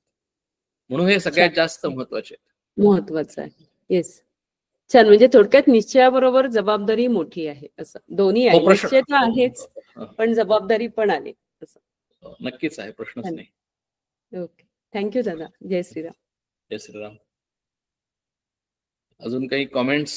1-2 मिनिटं मी थांबतो, नाहीतर आपण सेशन क्लोज करू. उद्याही आपण सेशन घेणार आहोत रविवारचा नेहमीप्रमाणे. जरा थोडेसे सेशन माझ्याकडून कमी होत आहेत, कुठेतरी आश्रमात गेलो. आता पुढच्या रविवारी स्वामीजी इथे येत आहेत कराडमध्ये, आणि त्यांचा मी मृत्यू आणि पुनर्जन्म या विषयावर प्रवचनमाला आयोजित केलेली आहे कराडमध्ये. त्यामुळे पुढच्या रविवारी सेशन आपला होणार नाही. आणि या सगळ्या ह्याच्यामध्ये आपलं थोडंसं पाठीमागं पडण्याची शक्यता आहे. म्हणून मी आपलं शनिवार आणि रविवार किंवा असं आपण घेऊया, म्हणजे जेणेकरून आपण हा मोमेंटम जो आहे तोही आपण टिकवून ठेवू शकतो. म्हणून थोडंसं ऍडजस्ट करायला लागणार. रविवारी आपण शनिवारी पण सेशन घ्यायला लागणार. चालेल, ठीक आहे.